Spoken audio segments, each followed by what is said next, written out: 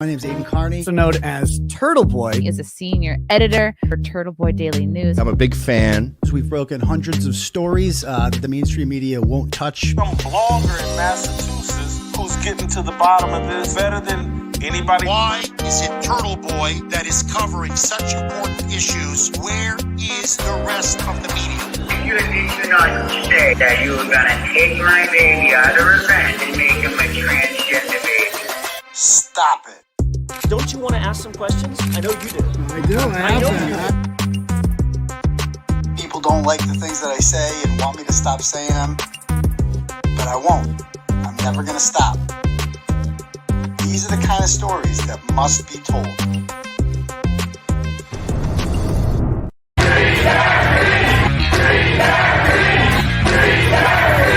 And I will not be intimidated. I will not be silenced. And we will continue on our journey for justice for John O'Keefe and for Karen Reed. Tick, tick, boom. Boys, go baby, we bringing our toys.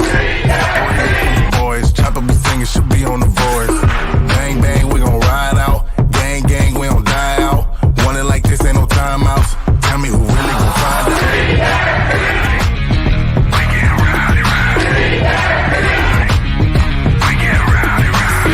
We be disturbing the peace, working, we serving the streets. Karen Reed has supporters who've shown up in large numbers. Tick, tick, boom. Hard body, and not scaring nobody. You make me resort to wildin'. You must be blind by the diamonds. I didn't want it to be this way, but y'all won't need to try this, so it's no way around it. You the loudest one, it's going quiet.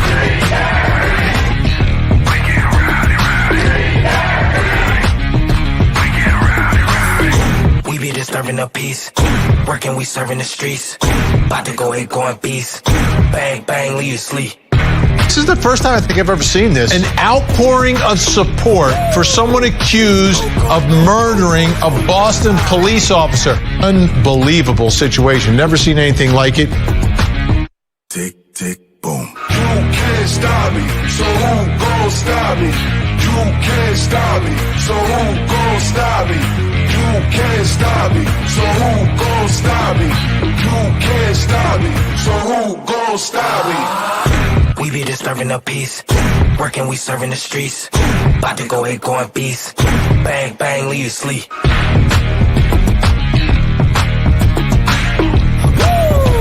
It's go, go, go, go, go, go, go time. Tick, tick, boom. Boom. What's up, turtle people? How's everyone doing out there tonight? Good, good, excellent. Welcome to the show, ladies and gentlemen. I am your host. My name's Aidan Kearney. You can call me Clarence Woods Emerson if you'd like. That's my Facebook account. Follow me on there. Old school turtle riders call me Uncle Turtleboy. I prefer a doctor, if I'm being perfectly honest. It's my preferred pronoun, so I'd respect it. All right, I'd appreciate if you respected my pronoun and called me that if you see me in public. Or, you know, also acceptable is daddy. Certainly not required. I know that can be a little strange for some people. But, you know, I'll respond to it if you call me that. I won't object or anything like that. I won't judge you. So I don't care what you call me. Just be here every Tuesday and Saturday night at 9 p.m. sharp. And make sure you smash that subscribe button. I realize we're not on YouTube right now because we're suspended for like another, I think like 28 hours or something. We can't get it back tomorrow night either if I wanted to. I don't know. They just said bullying and harassment. They never tell you what the offending thing is. And they just say, well, you're bullying and harassing someone. I'd have to go through the entire show. They could pick out anything and say it's bullying and harassment. Like literally anything on here. They would say that's being mean. You're being mean to Jen McCabe. You're bullying her. You're harassing her by talking about her. She wants you to stop writing about her, and you're still writing about her. That's mean. You can't do that. So, you know, we have no control over this stuff. So it's good if you're watching on Rumble right now. We're over to 12,000 subs on there. Shout out to all my Rumble rats. I see over 3,000 of you and counting right now. That's great to see. Over on Twitter, we got 2,500 people watching, and I think we're even on Facebook tonight. We're back on Facebook, I believe. How many people we got on the Facebook page right now watching? Right now we have 100. 8. That's obviously the smallest one, but I don't care. You know, this is temporary. We're riding out the storm. We'll be back Saturday night on YouTube. So get on there. All right. Oh, was I on Inside Edition today? I did an interview with Inside Edition this morning. I'm not sure. I didn't know they were going to air it today. So that's new. And if you guys haven't seen that, we could watch this towards the end, the 2020 clip of the Karen Reed thing. So Karen Reed's case is going to be featured Friday night at 9 o'clock on 2020. 2-hour special. Looks good. And let's not forget the 2020 people. They were the ones who were assaulted by Jim Farris and Denise Galvin and Bob Galvin outside of C.F. McCarthy's last September. Remember that incident? That's how we found out about Jim Farris and how rude he was. That was the incident that kind of sparked it. So I hope they got that on tape. I hope they got, because that's going to make them look so bad. And I'm not going to lie, the trailer does not look good. It's not a good trailer for Karen Reed. It's like it's 2 minutes long. And what do they focus on? What do they include in the trailer? The part about her tailoring her suit, like, ugh, that's all. Come on, like I see what they're doing there. They're trying to make it look vain, and then they have all John's friends, and you know all those hags that you saw there in the trial, sitting there, the miserable hags, the Rizzotanos, just sitting there. Oh, we want people to remember John. Yeah, we all want to remember John. Like literally acting like we don't. We're that. I saw hundreds of people, thousands of people yesterday protesting for John O'Keefe, right? I didn't see any of the Smurf Patrol. They stayed home. They weren't out there protesting for her. So anyway, that's that rant. If you want to have your message read, you can't do super chat because, well, we're not on YouTube. And if we were, I'm demonetized because I had the wrong opinions about the vaccines a couple years ago. So we just built our own thing called Turtle Chat. You can click at the link at the top, and then you can donate whatever amount of money you want. And then, or if you don't like that, you can go ahead and you can do Cash App. My Cash App is $𝗃𝗏𝗃𝗏𝗃𝗏𝗃𝗏𝗃𝗏𝗃 $. Notification, and I'll read your message out loud to the class. Like we got one here from Madeline, sends $5 and goes, your video of trying to cut through the military base had me dying.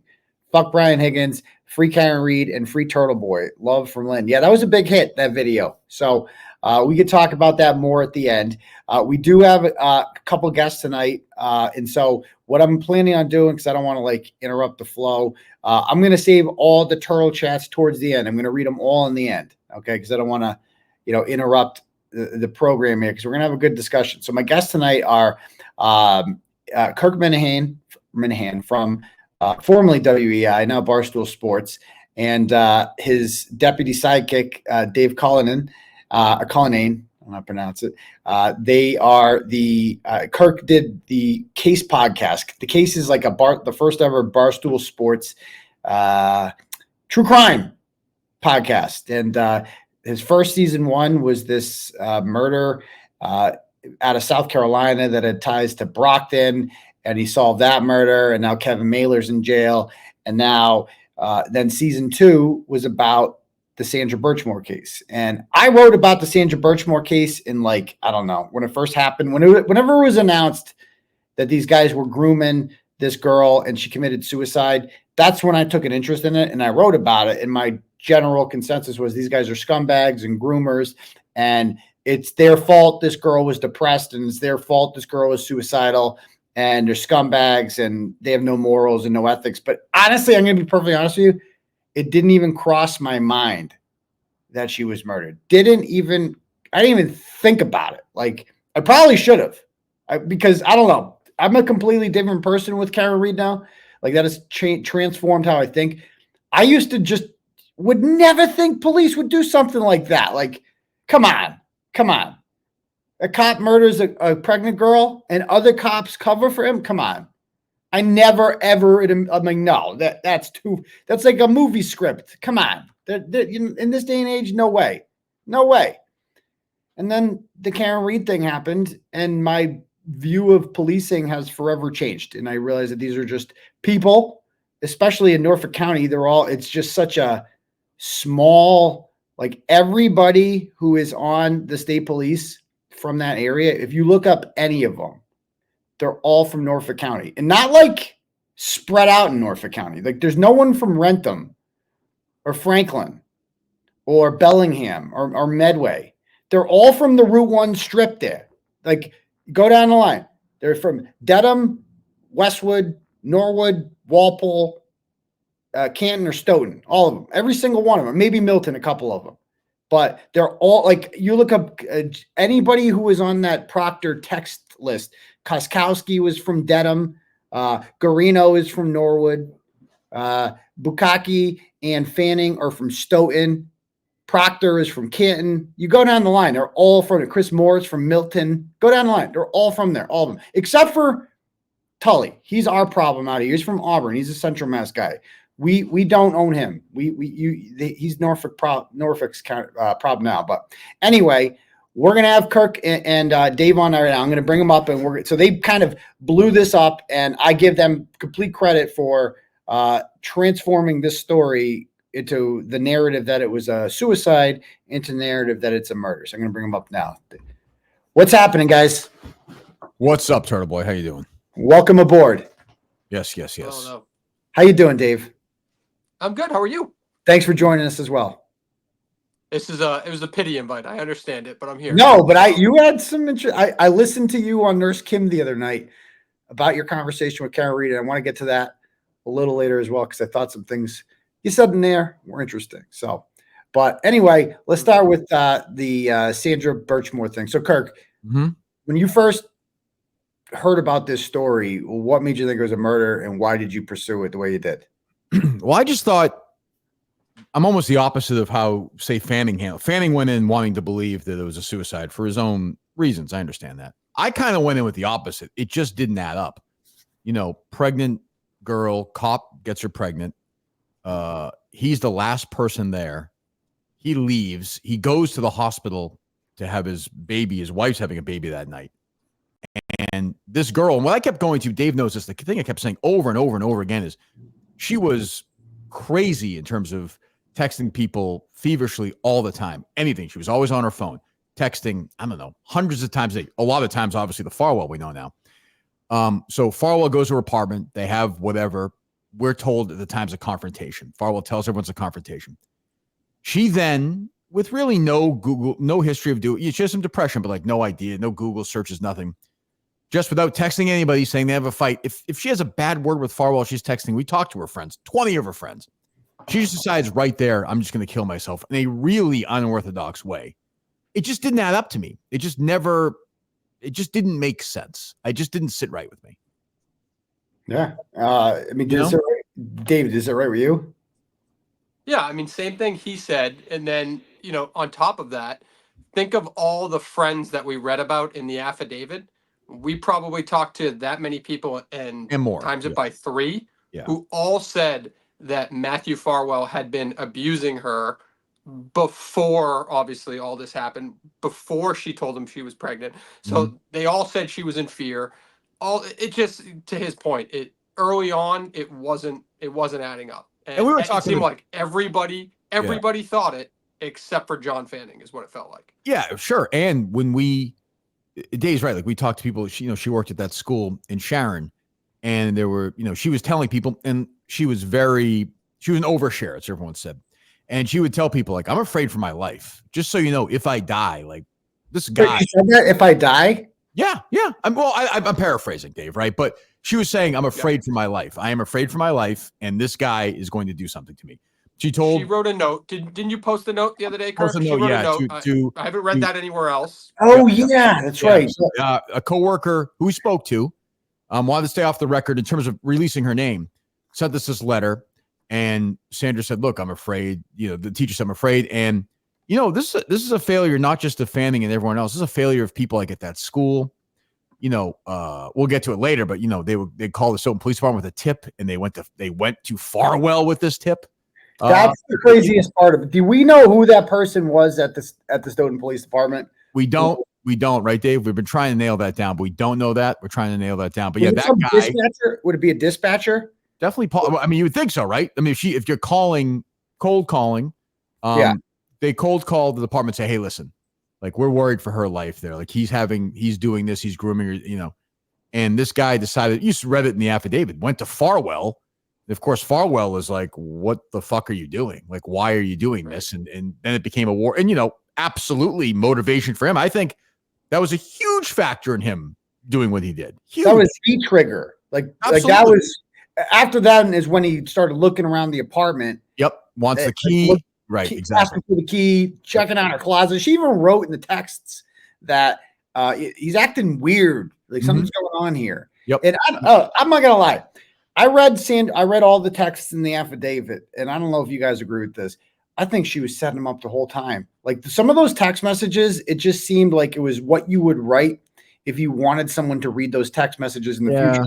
The one where she was like, so you took my virginity on April 10th, 2013. That was such a great day. And he's like, yep, that was the day. Yeah. There may be something to that. I will say, I heard you say that, and you could be right. But I really do think she was super emotionally stunted. So like, I don't know if she would have thought things out that clearly. I just don't. Just talking to people who knew her, she was very, very emotionally immature, which is not. We talked about this in the series, in the podcast. Like, when people are sexually assaulted, a lot of times they just stay that age mentally. You know what I mean? Like, I don't think she ever progressed past that. So you could be right, but you know what? Good for her if she did. She should be. I mean, this guy was the guy's a fucking rapist. I mean, we're talking about top level. And what's amazing to me so far, we haven't been able to nail anything down. It's very strange to me that this is the only girl that he would have done this to. It just seems strange. He has these crazy fantasies, that he acted upon. So this was it. Just Sandra. I mean, maybe we're he had access to them as a cop in the school. I mean, it's the perfect right. Is inside the school. Now, like, how did so his twin brother and his mentor, Divine, Divine, right, who kind of groomed him to be a groomer, I guess. Mm-hmm. Like, how does that conversation take place where he's just like, now you get to have sex with her? I don't know. It's it's weird, Dave. Like, we never really nailed down a lot of correspondence between those three about her.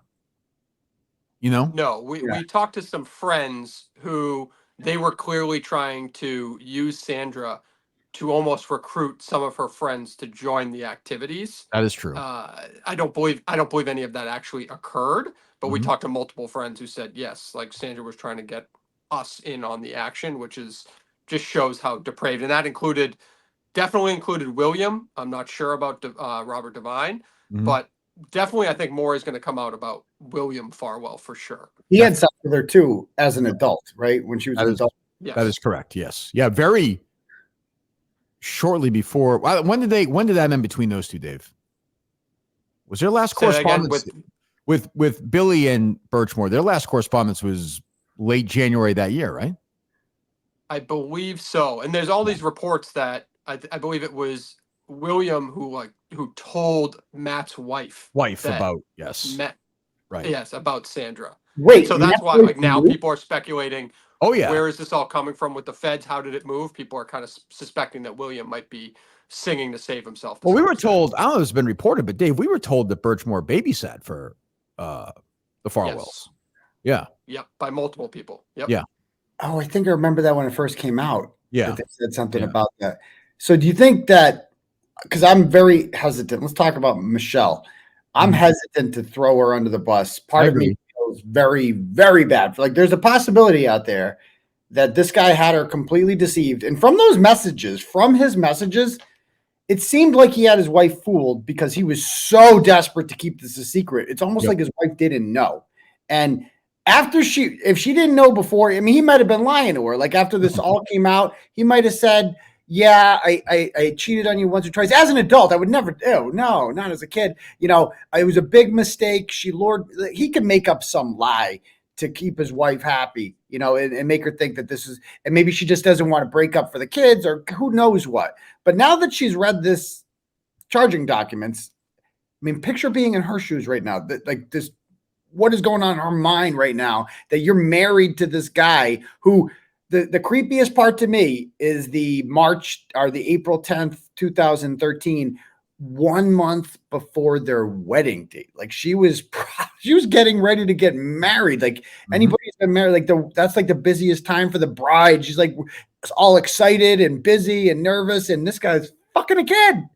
Well, I mean, yeah, that's obviously crazy. I know I said it earlier, but to me, the craziest thing is this guy went in a mild snowstorm, went upstairs, killed her, went downstairs, got in his car, drove to New Wellesley Hospital, and had a baby. Watched his wife have a baby. That, and I think we have a picture, Dave. We had a picture of him in the hospital. Remember, he had the mask on the next day. Like he had just we could find that. We'll put that up on the Twitter account.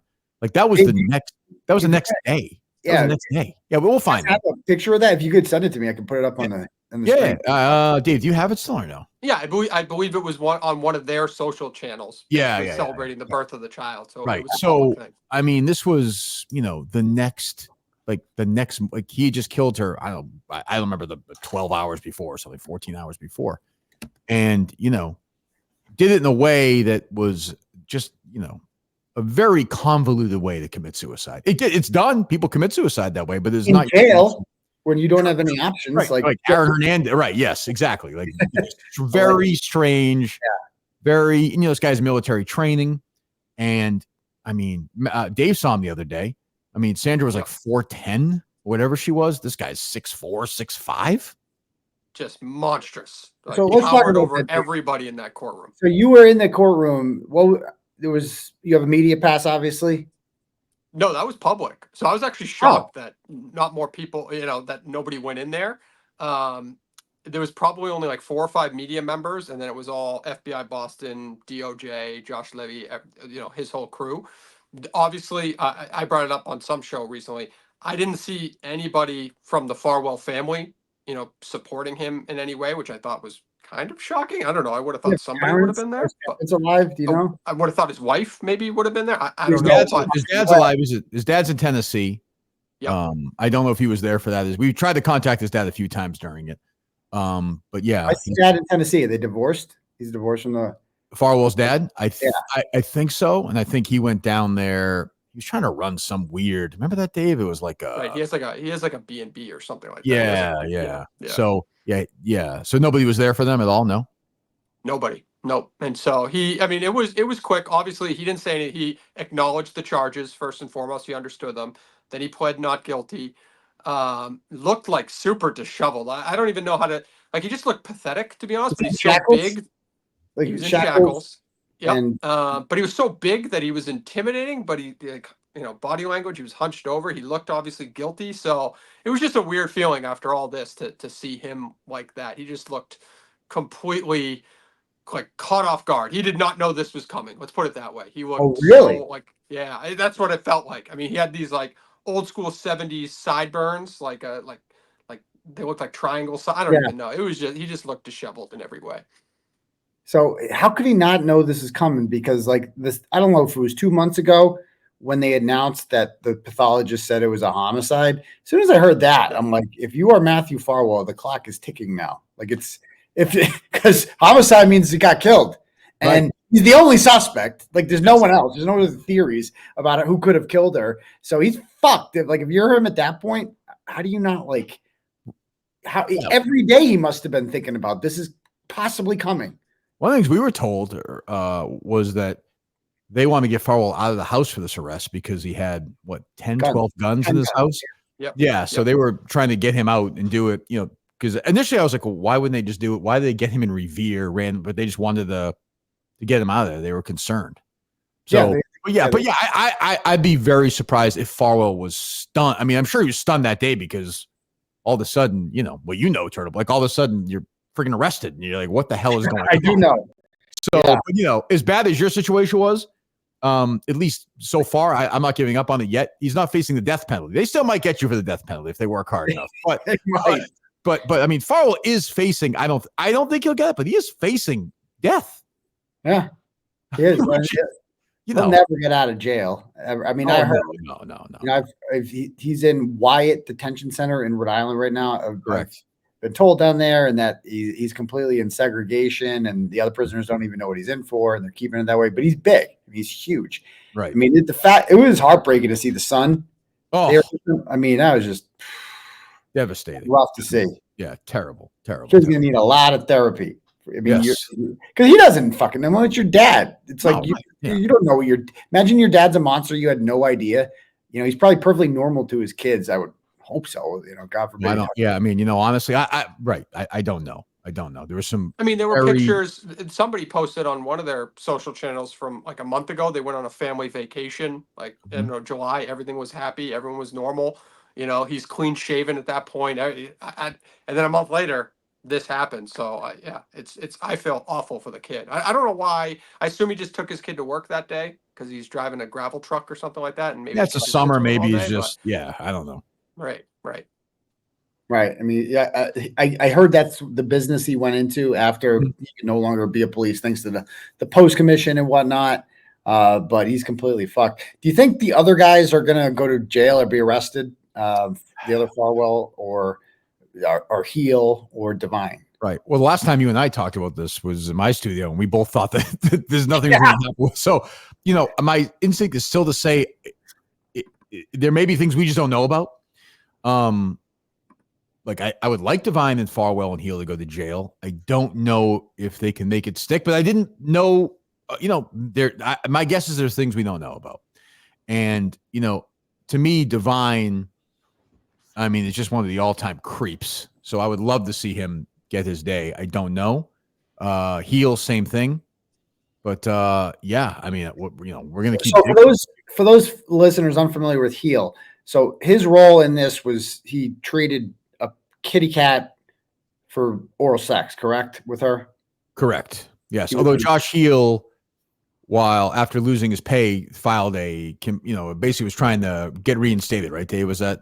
Yes. Yep. Yes. And blamed our podcast for spreading misinformation about his. He claimed, yes, he got oral sex from Sandra Birchmore, but no, it was not in exchange for a cat. He wanted that. I believe, Dave, correct on the record for that?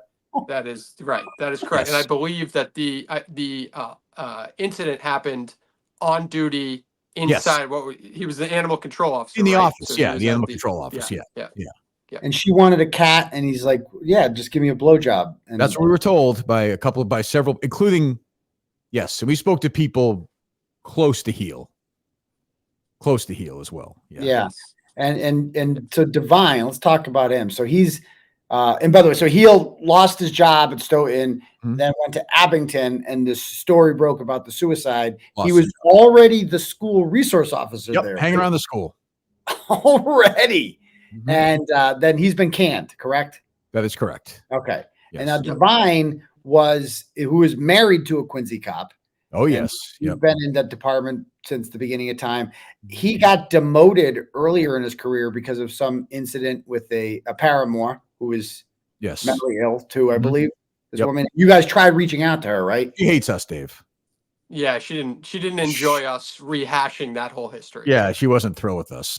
Tiffany Overstreet, I believe her name is, correct? Remind me what she did. I mean, Dave, can you explain this? I was confused even back then. It's a tougher one. It's just basic. They were having an affair. He was having an affair with her, sleeping with her, while he was on duty, and he would buy her things, take her out at night, all this stuff, and she was just infatuated with him. And then, it's kind of like this situation with Sandra to some extent. Yeah. Like he wasn't gonna. From all accounts that we heard, he hated his wife, and he shared that openly with her and her crew.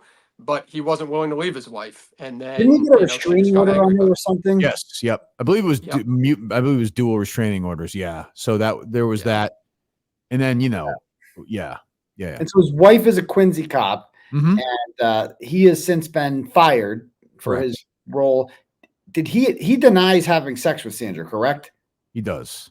But they met up for dinner one time, if I recall. Yeah, and then they had, messages. Obviously, we know he took the alias of Marty Riggs, Mel Gibson's character from Lethal Weapon, to talk to. He was just a straight. But yeah, we feel pretty strongly that he had a relationship with Sandra as well, and we spoke to people in his past that that he had been inappropriate with when he was working at schools as well. Right. Yeah, and one person I think that I've talked to that I'm sure you guys, resident, and said that he was inappropriate with her. I mean, that's his MO. Yes, he just seems like a sit on my lap kind of guy. I believe he had like an office in the building too, and so he kind of the Farwells were part of his program. Do you think Part of the Explorers program? Yeah. Did he teach them how to be a groomer like him? It's a good question. We don't really have a link on that, but like it's hard to think otherwise. But again, I hate doing stuff when there's zero proof. But like this obviously happened under his watch. My thing is, I don't know like why. As I said before, it was just Sandra Birchmore. Like that was it of all the people he had to explore. And we did a whole episode on the Explorer program itself, which is not dissimilar to the Catholic Church. You know, I mean, honestly, like you had I mean, Dave, I don't know how many cases we found. I mean, over the last 30, 40 years, hundreds and hundreds. Well, think about it. You know, 28-year-old guys, girls who see cops, they take them around on rides by themselves. Right. I mean, this was an inevitability, and it's still happening. There are Explorer programs all over the country. I'm not saying they're all bad. Again, it's like not all cops are bad, but this is crazy dangerous. And, you know, I would not, you know, the idea of my daughter said, hey, I want to be in the police Explorer program, I would say you are just not, that is not happening. Like, sorry. It'd be like if Harry said I want to be an altar boy. I'd be like, that is just not, sorry. It's not, it might be closed-minded. It's not happening. Yeah. What's the need for it? Like, exactly. We're trying to like, if kids want to be cops, I mean, is there an understaffing of cops or something? You'll be an adult one day. You can be a cop. Correct. Yeah, exactly. Like, what do we need? I think kids generally understand what cops do for work. They go and arrest the bad guys, right? Like, what do they need?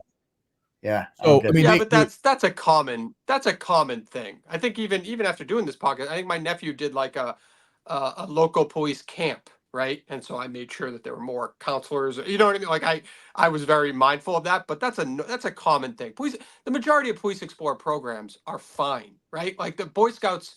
Obviously, they went bankrupt settling their sexual abuse cases, which is exactly what this is, by the way, which is a problem, is that people, when you associate the sexual abuse in children, you think Catholic Church and Boy Scouts. You should probably also think these Police Explorer programs, because they are a part of the Boy Scouts. Like, yeah, man, I don't think all intertwined into one. I don't know if the majority of them are fine. You might think I don't. It's like Turtleboy said at the top, how the Kearney thing changes my. This changed my mind. It's on everything. We spent a weekend. Schools. I had thousands of pages of this stuff from 40, 30, 40, 20, 15. We did this. People killed themselves over this. So I don't, you know, yeah. Right. Again, long way of saying, you know, yes, I think the Explorer program by Divine was definitely a recruiting system. There's no question about that. And I would be stunned. It's just mathematics. Like, I'd be stunned if there weren't other girls who were victims, just like stunned. I think they're being quiet right now, but I think we may hear from them. Yeah. So tell me about Fanning. You guys actually spoke with John Fanning. And when you first started doing this story, because you're interested, and he was the lead detective on all this. Yep. And he actually spoke with you guys. He wasn't afraid to go on the record and actually speak to you about this. He did not want to be recorded. So, I have notes from it. Yeah, again with Fanning, he was very nice to us, obviously, but I kept going to, of all the people to do this investigation, you're picking a former Stoughton cop. Now, the argument, and Dave and I would debate this sometimes, the argument was, well, Stoughton cop may have better chance of getting inside information and have a better relationship with these guys that are investigating it. But it never made sense to me, just from optics. Like, you're going to have somebody who knows some of these people, worked with some of the, he's gonna handle this investigation. And you know, if you read the original internal investigation, when he talks to Farwell in the parking lot, this is somebody who is coming from the angle he doesn't want to be proven wrong. That's what I kept going with you know what I'm saying? Fanning. With Fanning, yes, with Fanning. Fanning went in with, hey, this girl killed herself, and I'm going to ask questions and take this in a direction that will never ever lead to any doubt in his mind. Like, he didn't want to know or even imagine the possibility that she might have been murdered, where you might think she might have killed, but like an investigator, you know, any investigator worth 3 cents would know there's at least a chance that this girl who was pregnant with Farwell's baby might have been murdered by Farwell. I mean, that is pretty simple, I think. Did he have the surveillance video? Was he aware that Farwell was in and out of that building at 9:13 and out by 9:45? He was aware of that. Right? Yeah, he would have known that, Dave. That's fucking like so suspicious. Yeah. He had access to that. Oh yeah, no, and for us that was like a big moment, and it went kind of viral. Is when we found that security footage of Farwell going into the. Found it? How did you find it? How did we find? Oh, we did. Did we do a? How did we find that, Dave?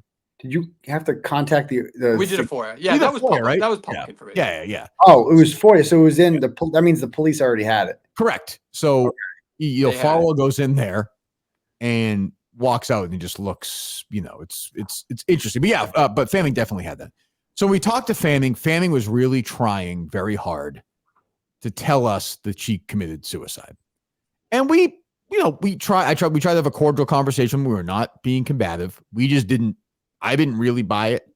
And he was trying to sell it. He was, saying, just a bunch of things about Sandra that, you would expect somebody to say who thought that, she had mental health. She went mental health issues, which is true. She went to a therapist, which is true. At one point he said, well, she also slept with guys who weren't police officers, things like that.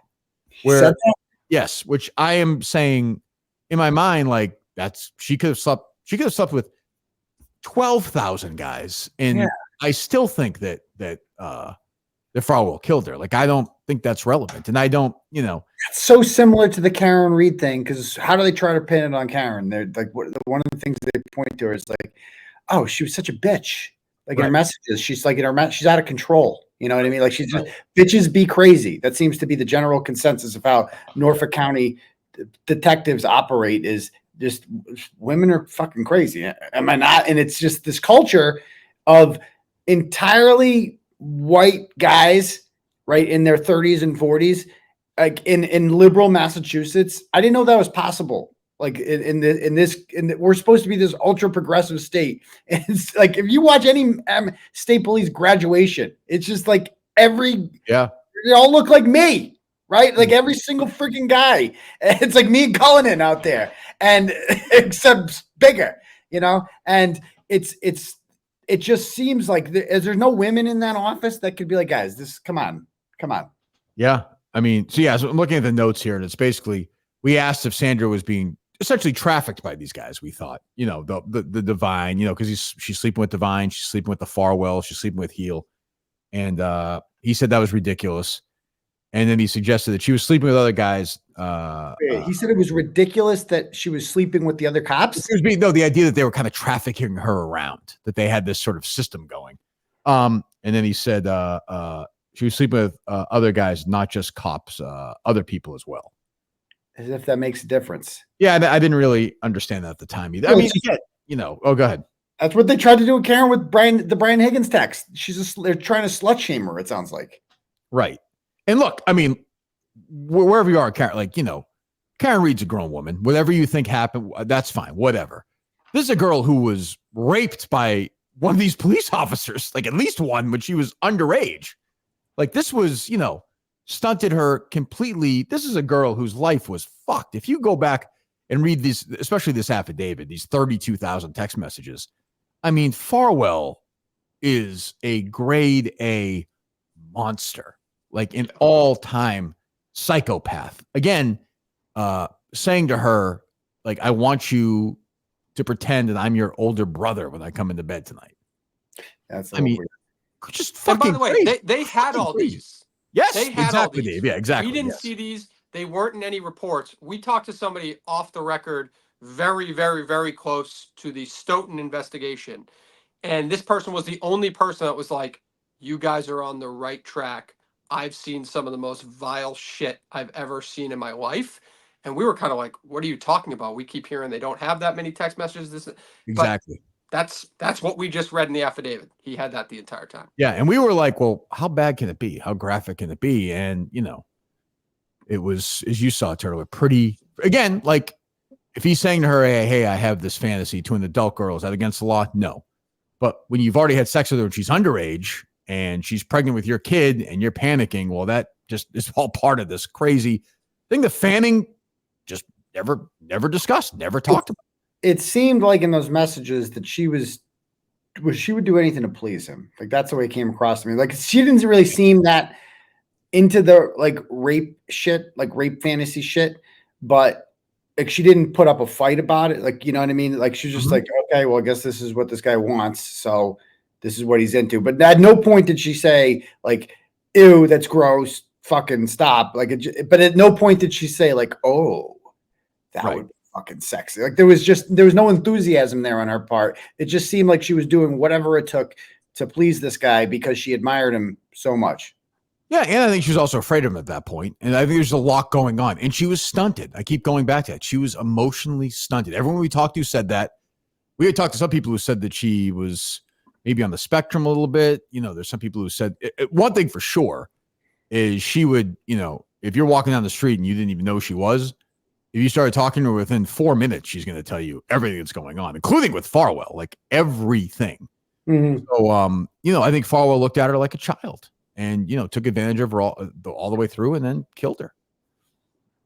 Yeah. So let's talk about Guarino and his, like, so Dave was the first. I remember when I first started writing about the Karen Reed thing and I brought in Nicholas Guarino. He sent me a text message with the part where Guarino says that he couldn't find all those deleted messages, right? That's fucking crazy. Like, come on. Like in 2022, you can't find deleted messages.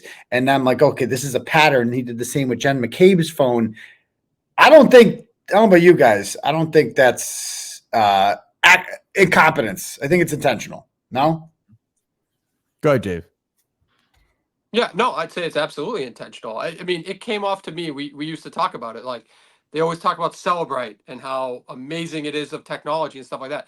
It almost read like Guarino was doing the old school, like where you always had to plug your iPhone directly into a computer to see whatever was on your iPhone and stuff like that. Like that's what it felt like he was trying to do through their records. So I can't remember who ended up finding the text message after, because it makes it seem like Guarino never did. It's unclear because when I read the Globe write-up on this, it says that investigators found 32,000 text messages on the phone.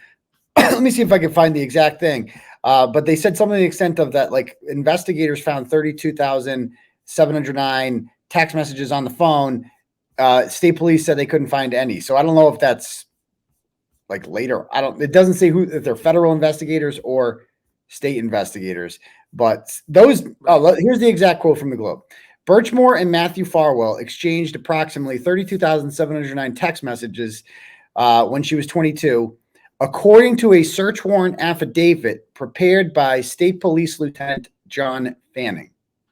So and then later on, the next paragraph, it says investigators didn't find any communications between Farwell and Birchmore on his phone. So are they saying that those messages all came from her phone? Because they'd be on her phone too. Devices. That was kind of the thing we were struggling with the whole time, Dave, was that question right there, because Farwell interviewed Fanning interviewed Farwell in that parking lot and asked for the phone, and Farwell just deleted all the text. Right. So it was coming from Sandra's phone, but that's what we were saying the whole time. Like, where are these texts? Is it all these texts came from Birchmore to it made no sense. And sorry, I just found another, I transcribed some of it. I said to Fanning, to assume, meaning Sandra and Farwell, he left and she just killed herself right there. And Fanning said, yep. That's what I believe. So yeah, that's what I believe. Not like that's not what the facts show. It's not what the evidence shows. He wanted to believe. It's what he wanted to believe. Why do you want to believe that? Because he's a Stoughton police. Because I think he's a Stoughton police officer, and I do think there's something to. It was easy to dismiss her at the time. She didn't have a lot of friends, a lot of family. Not a lot of support, and it was just easier to go in there. I think we talked about this when you were on with me. Like, I don't think they go in there, they see the dead body, and they think, okay, this guy was sleeping with Matt Farwell. Let's get this huge conspiracy going. I think one or two people do it, and it starts going downhill, and they just stop.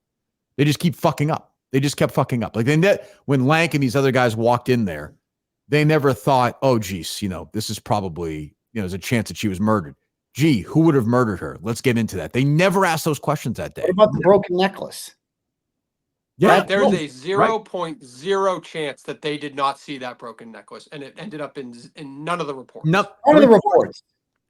Turtleboy, the reports, Dave knows this, from the different, are all different. like there's, they're all over the place. It's very strange, very strange. Yeah, I mean, how did not a single police officer put that there was a broken necklace in there? It's not like the feds searched the apartment afterwards, so it had to be somewhere that there was a picture of it, something like that. Oh, we had heard about it. Yes. We had heard about it from. Yeah. I think it was a family member of Sandra's who might have tipped us off to that. That's correct. That was on site. So clearly, they got that information from the state police, but the state police chose deliberately to leave that out of reports for some reason. It doesn't make a lot of sense. There's also the weird thing. It didn't show up in any of the police reports, when it shows up the other day in the affidavit, is that she was doing a load of laundry at the time. Like, I did. The first time I heard about that was the other day. We didn't hear about it, Dave, at all. Not one time. And she had in that complex, you do have it wasn't a community, you have one in each apartment. So it was inside that apartment. She was doing, again, like, can people turn on the wash, put a load of clothes in there and kill themselves? Sure. I mean, people kill themselves all the time and it's random and doesn't make any sense, but it's just another thing. Like that day, she bought a bunch of stuff for the baby. She was getting ready for a shower. She was trying to book a hair appointment. She was ready for a photo shoot. She was texting back and forth how excited she was. These things didn't matter at all to Fanning. Not at all. They never considered it at all. Like, didn't even have an internal. They were just like, nope, she committed suicide. Do you think that he went over there planning to kill her, or do you think he went over there trying to talk her out of the pregnancy, and then an argument happened and he just lost his temper, and here we are? In my mind, I've always thought that he went there trying to have one last shot. Like, this was it. The baby is about to be born. Right. I'm going to try and make sense of this one more. His baby with his wife was going to be born that night. I'm going to try one more time here. We're going to make this deal. She wanted so badly for his name to be on the birth certificate. She wanted that money for daycare. She wanted this. He was negotiating. That's $7,000 a month. Again, though, Turtleboy, that's an immature person. Right, yeah, right. Like, that would be like if you said to my son, how much is daycare? You'd say, I don't know, $50,000. Yeah. So they have that conversation. In my mind, again, this is all speculation. She doesn't budge, and I do think he snaps. And I think now, by the way, obviously he'd been thinking about killing her for a while. He did the search. He went through everything. I don't think he drove over there that night thinking, I'm definitely going to kill her. I think he had to wear a mask. That's a good question. Because this is a guy who is definitely not politically aligned with people wearing masks all the time. Yeah. That's a question we asked too. Yeah. I mean, definitely a good question. But again, like a question we asked, others have, I didn't hear those guys, they didn't talk about that. So you definitely could be right. He could have said, this is the time. They had some fight in the phone. He was finally like, fuck this. I've had enough. I'm going to kill her. I'm going to stage it to look like a suicide. I know the people probably who are going to go and look at it. If I do this right, it'll slide. I'll get away with it. That's a pretty big risk. Sure is. You have to assume that the Canton police are going to get there and just be like, that's cool. They did. And they Dude, did. What could he have, to a rational cop, what could he have done right, though? Like, he's not that stupid. He knew he was going to be on camera in that apartment building. That's why I think he snapped. Like, I think if he was going to do it, he wouldn't have gone, you know what I mean? He would have found a different way to do it. He's an explosive expert. He could have blew up her car. You know, like that's military training. Yeah. Right. Oh, for sure. But that's what we kept going back to too, is like this, he went in there. That's quick work for him with all his training. That was not, that was not a big deal for a 6'4" man and a 4'10" or whatever. You know what I mean? Like that was easy work for Matt Farwell with his training. Yeah. Yeah. Oh yeah. I don't think, he wasn't in there long at all. He was in there for half an hour. Yeah. And well, the phone stops moving at 9:40, which to me is the most solid evidence that they're going to get him. Like the phone doesn't move after 9:40. Like that, of course you're going to move. That means she's dead at 9:40. She ain't moving. Like she's going to have that phone glued to her, walking around her apartment. It's going to show movement after he leaves. Like, suppose she did kill herself, right? Like she's not going to do it right. Well, if it stops moving at 9:40 and he leaves at 9:43, that means there's no way it's suicide. But let's suppose she's just sitting there crying. Eventually, she's going to get up and walk around. That was our take the whole time. She would have texted She also would have texted somebody in her life and said, this fucking asshole did this again. I hate this guy. I hate this guy. She would have texted 30 people that within the first 12 minutes. She did none of that, and she didn't move at all. And she just decided right there, hey, this really odd, convoluted way to commit suicide, now's the time. Now's the time. No chance. No chance. And by the way, I think it's possible Farwell slept with her that night. That was a quickie. Yeah, I know, but I don't. Do you discount that, Dave? I missed what you cut out when you were saying. You think you hooked up with her that night? We wouldn't be surprised at all, right? If Farwell, yeah, because because they wasn't there like saliva. Yep. In her underwear, and I forget what else that they didn't test for or something. Yeah, DNA. Yeah, they were very likely that happened. Yeah. Saliva in the underwear. Mm-hmm. Fuck does that? Okay. Yep. That's what we had heard at least. Okay. Yeah. All right. Well, I don't know. It seems like it's a pretty big risk to do that and just assume to know that the police are, and that's even crazier, to just have the confidence that you're not going to get in trouble because your boys they're not going to do it to me. I'm a cop. And guess what? He was right until the Case podcast came along. He got away with it. Yeah. Well, I mean, in the Karen Reed thing also, I think put a big, no small part to the work you did. I think it really, shone a big light on this whole thing and a lot of the same characters. Yeah. The fact that it was in Canton was convenient. Yeah, exactly. But I don't, that's why I also don't think a lot of these cops knew. I don't think the Farwells are going around bragging that they were having sex with Sandra Birchmore. I don't think these guys who showed up that day were like, oh, that's the girl who Matt is having sex with. I just don't think, because human nature at that point, somebody would at least ask a question and say, well, this is strange. She's pregnant with Matt's kid. I mean, you don't think that if 𝗃 knew that he could hook up with her pretty easily? I'm just saying, I don't think Lank showed up and said, oh, I'm gonna cover this up for. I just think Lank's a fucking idiot, and a meathead. Because he's the first one made $250,000 in 2023. I just saw. Yeah, he's doing well for himself. So he's the first one that went inside 34 Fairview Road that morning. Correct. He just kind of chucked, hey, everything all right now? Okay. Just starts talking to him. And I don't think Michael Lank was in on any. I don't think they told him, well, we killed this dude and you got to cover this up. I just think he's a fucking idiot and doesn't even consider that cops can kill people. Right. And then the same thing. He's right there with Birchmore too. So he walked in there. I think he thought, oh, this poor girl killed herself. She killed herself, which, he almost got away with it. But now he is, he's never getting out of the best case scenario for him. In fairness, yeah. In fairness, we couldn't find any direct connection for John Fanning knowing any of the Farwells. We know he knew Robert Devine.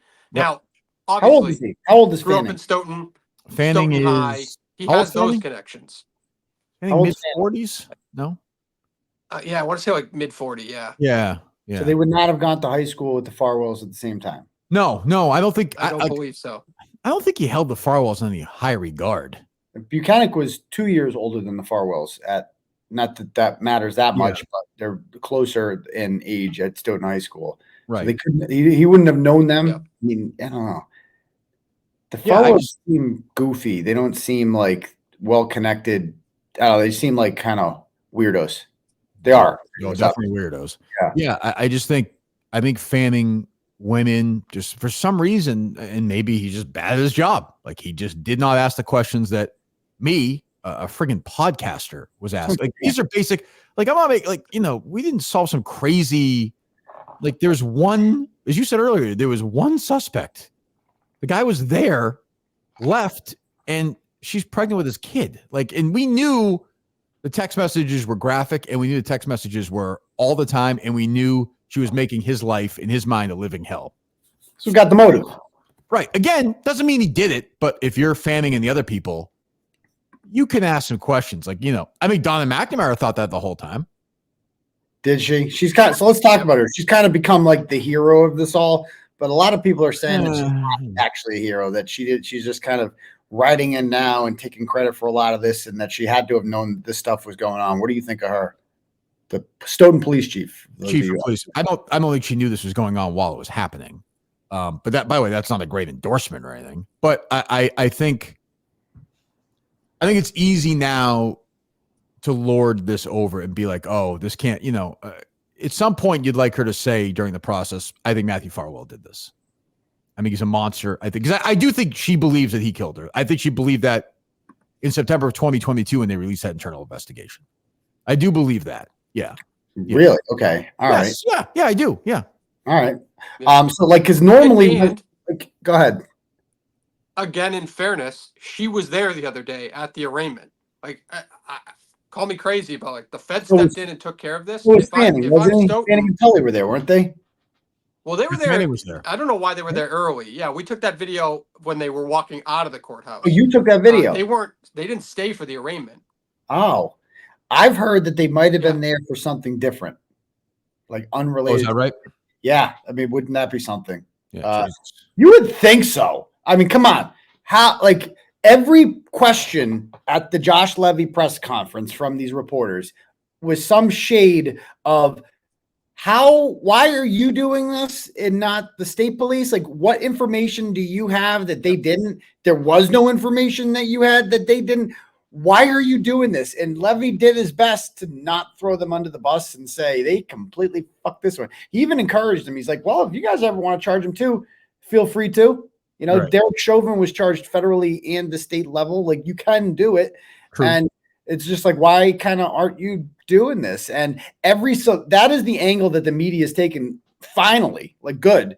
That why aren't you guys doing this? This is 2 for 2 now. You guys completely didn't, like, I don't know. I just watched the Scott Peterson documentary, right? And like the cops in that, when they meet with Peterson, one of the first things they give him the benefit of the doubt. Like, we're not going to assume you're the murderer. We're going to try to rule you out as a suspect. That's our job. Like, we have to rule you out. If you can prove to us you're not a suspect, we can just forget about you and move on. And he could never do that, rule himself out as a suspect. Matthew Farwell and Brian Albert never had to do that. They never had to be ruled out as suspects. It was just immediately assumed, well, of course you're not a suspect. You're a cop, and we would never treat you as a suspect. No, that's right. Yeah. I mean, again, one of the police reports early on said that Fanning, there were a bunch of papers. She had a bunch of papers in the apartment, Dave. I just made this note today, and she said, they said the police report said that Fanning took the papers that were in the apartment. Like stuff like that. I don't know what's, I don't know what that's about. So just weird, strange stuff. Again, I don't think Fanning went in there and was like, I'm going to sweep this under the rug and cover it up, but a very strange performance. I'm just talking to him again, very pleasant to us, but it felt like a guy who absolutely not just believed that Birchmore killed herself, but almost was saying to us, like, guys, this angle is, you don't want to waste your time on this angle. Like, this is not the way to go. Waste your time. Yeah. Yeah. Like, again, paraphrasing, but sort of sounds condescending. What's that, Turtleboy? It sounds condescending. I mean, he was nice. But he was very nice to us, I thought, Dave, in the conversation. It wasn't contentious or anything. Yeah. I mean, he didn't add a lot. He didn't add any value. Like, we had all the information. He didn't provide anything to us or anything. That's what I kind of thought. I thought, well, geez, maybe he's going to tell us some stuff that we didn't know, but he was very close to the vest. But he said, I remember saying to him, like, just between, like, you think she killed herself? He said, I absolutely believe that. I absolutely believe. And you know what? Do you think he believes that? Like, do you truly think he believes that? I mean, he sold it. I will say that. I'd be curious now if we could talk to him now. I reached out to him about a month ago. I was saying, hear that. But he saw everything. There's nothing that, right? Yeah, he had to have seen these messages, right? Yeah. They had to have looked and seen the phone stop moving at 9:40. You look at the messages, it's game over. It's just like, bro. Right. And like Dave said, we talked to somebody who we're not allowed to say who he is, but very close to the investigation. And this guy said to us during it, he was the one guy who saw everything and said to us, the only guy who said, you guys are on the right track here. Like, this was after the base of the episode where we came out. We said, we believe Farwell killed her. And he said, this is correct. You guys are on the right track. And that was huge. That was huge. Cop source. Yeah. Yes. But But yes, somebody in the know. And I thought it was really important for us, Dave, that guy, because it kind of gave us the, okay, like this is, and like Dave said, he told us things that were, he said, you're not going to believe how graphic these are. And he almost undersold it. Did he tell you guys not to look into it? Like Nurse Kim is saying in the comments here that did Fanning tell you guys not to look into this? Is that true? I mean, no, I wouldn't say so, but no. But his demeanor, like his words, made it seem like that, though. Yeah, it was almost like, it was like, this is basic. Yeah, like don't waste your time, but like I'm just telling you guys, like this is not, in my opinion, this is not how it happened, and like there's no point, but like it's just you're going down the wrong road here. It's the cocky attitude. It's like they look down like, you're not police. You wouldn't understand. You don't wear a suit to work. You don't look at us. Look at our brown shoes here, our matching brown shoes. Right. You don't get it. You don't have tight pants like we do. You don't understand police work. We've been around the block a few times. It's very condescending. And they have the same attitude with the Reed stuff. Like the more and more information that came out, like any honest person would say, okay, this is getting a little bit suspicious here now. Like Google searches, not like, okay, something's not adding up. The more they came out with the Karen Reed case, the harder they doubled down. And it was just like, nope. You guys don't know. You guys don't know. We have evidence. Wait till trial. All this stuff's going to come out. And it's the same. It sounds like it's the same cocky attitude with Fanning here. It's just like, nah, you wouldn't understand. It's like police are like unwilling to change their mind and just too much ego to admit, yeah, I was wrong the first time. I always think of the first season. Steve Robinson and I interviewed a detective in Brockton who was looking into the Jennifer Faith thing. It was a Sunday afternoon. He met us, very nice guy, and we met him at like 11:30 or 12. I'd have to ask Steve in the morning on the Sunday. We're about 45 minutes in, and we were working hard on this. And a guy said to us, he's like, "Are we kind of done talking about this? Because I want to get home to watch the Patriots game at 1." And I thought, well, like, okay, like this is kind of like, I'm into this, but this is just another day in this guy's life. Like he should go on vacations and watch the Patriots game. But I was like, oh yeah, right. This is not the only thing that these guys care about. And that was kind of the attitude I got from Fanning. Was not an asshole to us in any way, shape, or form. Gave us plenty of time. But I got the sense that is true. Yeah. Like, hey, you guys are pretend detectives, which again, we don't ever claim we're not. Like I don't go in thinking like I'm some freak, I'm not going to, I don't know anything. I'm just asking questions. But yeah, I got a little bit of that sense, like I'm varsity, you're junior varsity. Like just sit down on the bench and I'm going to play tonight. Yeah. It's cute that you guys have a podcast. That's correct. Nice. Yeah. Cute for you. Have you tried reaching out to him since the arrest or since the podcast came out? I have not. I just knew like there's zero chance he's gonna respond to us. Like 0.0. Actually, no. You reached out to him, I believe, because he said after the arrest. Not after the arrest, after the podcast, because he said he would walk us through some of the evidence. Oh, give it some more time. They kept the investigation open. That is true. I thought you meant still open. Yeah, I thought you meant since like we did like one right after the arrest. That's what I did. That's exactly what I did. Like I was saying earlier, about a month and a half ago, I did and didn't hear back. But I mean, that was also pre Karen Reed. Like when our podcast ended, in the interim, that all happened. So I was like, this guy is not. Your employer, Barstool Sports, has kind of taken the position that I've taken with Karen Reed. Jerry Thornton has been the lead blogger on that, and his articles are definitely, he's on our team. It's pretty obvious just from reading his position, which sure is a problem because 𝗵𝗂𝗍 is the biggest Dave Portnoy fanboy. I don't know if you've seen this stuff. Like, right. He's a 40-year-old man who's fully into like Saturdays are for the boys. Like, yeah, bro. Like, it's kind of weird how into the Barstool Stoolie shit he is for his age.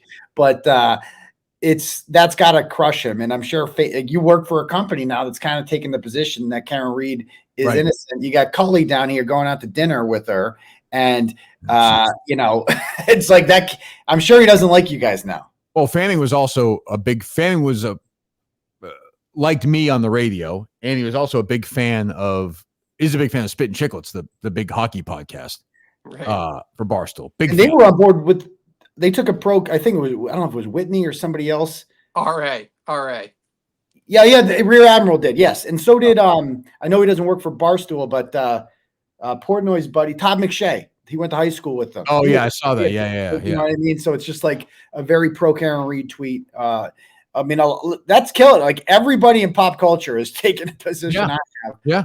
This one. So it's not. I mean, how can they not? It's just overwhelming. Like and now you see with the Birchmore thing, and it just like for all the people saying on here, they would never cover this up. They would never do that. It's the same people. It's the exact same people.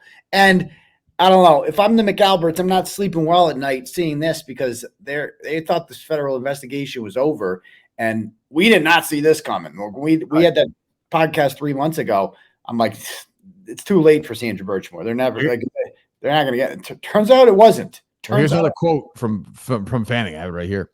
The death piece of it, meaning the investigation, is over, barring like a confession. So short of 𝗵𝗺 confessing, he thought that was late December of 2022, Dave, when we talked to him right before Christmas, I think. Yeah. I remember hearing him say that.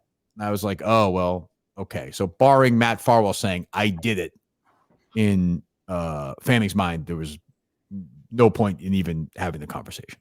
And the underage stuff, they almost use that as leverage. Because they kept, whenever anybody had a question, they kept saying, like, we can't get this guy. We need more victims to come forward. Oh, for the statutory rape part of it? First of all, victims don't come forward. Oh, yeah. The statutory rape that's what they kept going back to. What's that, Turtleboy? Shouldn't the statutory rape part been pretty easy from that text message I read where she's like, April 10th, 2013? He's like, yep. Like, and you saw the pictures of Birchmore at that age. Yeah. Oh, yeah. I mean, again, I don't care if you're 15, you look like you're 40, or if you're 15, but I mean, this girl looked like she was 7, 8 years old, 10 years old. And this guy is, 270 pounds or, I mean, and you're right. Like Fanning saw those texts. That is a confession that he did this. Yeah. Like, and he kept, you're right, Dave. Yeah, you're right, Dave. Like, you're right. Cause they kept saying, well, we need proof. We need proof. It's very hard to prove that. And I agree. In theory, it's very hard to prove that. But guess what you have? Proof. A confession. Confession. Essentially a signed confession. That's what I mean by those texts were almost like, are you wearing a wire? That's the first thing I'd think of when I read. It's like the digital version of that. Like, are you wearing a wire right now? Like, what? Yeah. Like, remember when you took my virginity on April 10th, 2013? He's like, yeah, that was awesome. Right. Yeah. Wish I had done it sooner. Yeah. It was crazy. So, yeah. And so, like, I've taken a lot of shit for this. And do you think, I don't know, maybe there's a better way for me to say this. I don't know what else to say it. That was a blackmail baby, was it not? I mean, she blackmailed him. She told him straight up, if you don't give me a baby, I'm going to tell the police that you raped me and you're fucked. Yeah. If you want to take that angle, that I just keep going back to the fact that this girl, and I think you've said this when you've defended this statement, this is just a severely damaged girl. Right. She tried to make him uncomfortable. But she was a child emotionally because she was stunted because of Divine, because of 𝗵𝗺, because of Heel, because of other people, because her family who didn't treat her great. When I say she had no chance, nobody had less of a chance. None. So yeah, like a little kid, when she gets put in that situation, she's going to do that to the guy who made her the way she was. Right. And again, I'm not saying like that blaming her, like, because the blackmail has a negative connotation because it's a crime, and so it sounds like, oh, you're victim blaming. No, I'm not. I'm coming up with a motive here. Like, blackmail is also a motive for murder frequently. Well, yeah, I don't care if somebody's gay or not, but that's one of the reasons I think why Aaron Hernandez did what he did. Right. And he took a lot of shit for that. Like, people were like, well, why did you? Well, because that was his motive. We think for killing Odin Lloyd was Odin Lloyd found out and was going to talk about it. Like, doesn't mean I don't care if he's gay. It doesn't matter to me, but that is a motive. You are right. That was the motive. Now the difference is 𝗵𝗺. It's entirely 𝗵𝗺's fault. Oh, 100%. 100%. Like he reaped what he did this. So this is what happens. Nothing was her fault. And I think a lot of people read that and they were like, well, you're kind of saying that she did it. It's like, no, I'm not saying that, but like, this is why he did it. Like, he killed her because she was like, kind of like it was either go to jail or have a baby, right? And like that's what he thought his two choices were, and he didn't want to do either. And so he's like, just well, if I kill her, then I don't have to do either of those, do I? Yeah. No, I mean, definitely his motive for sure. Right.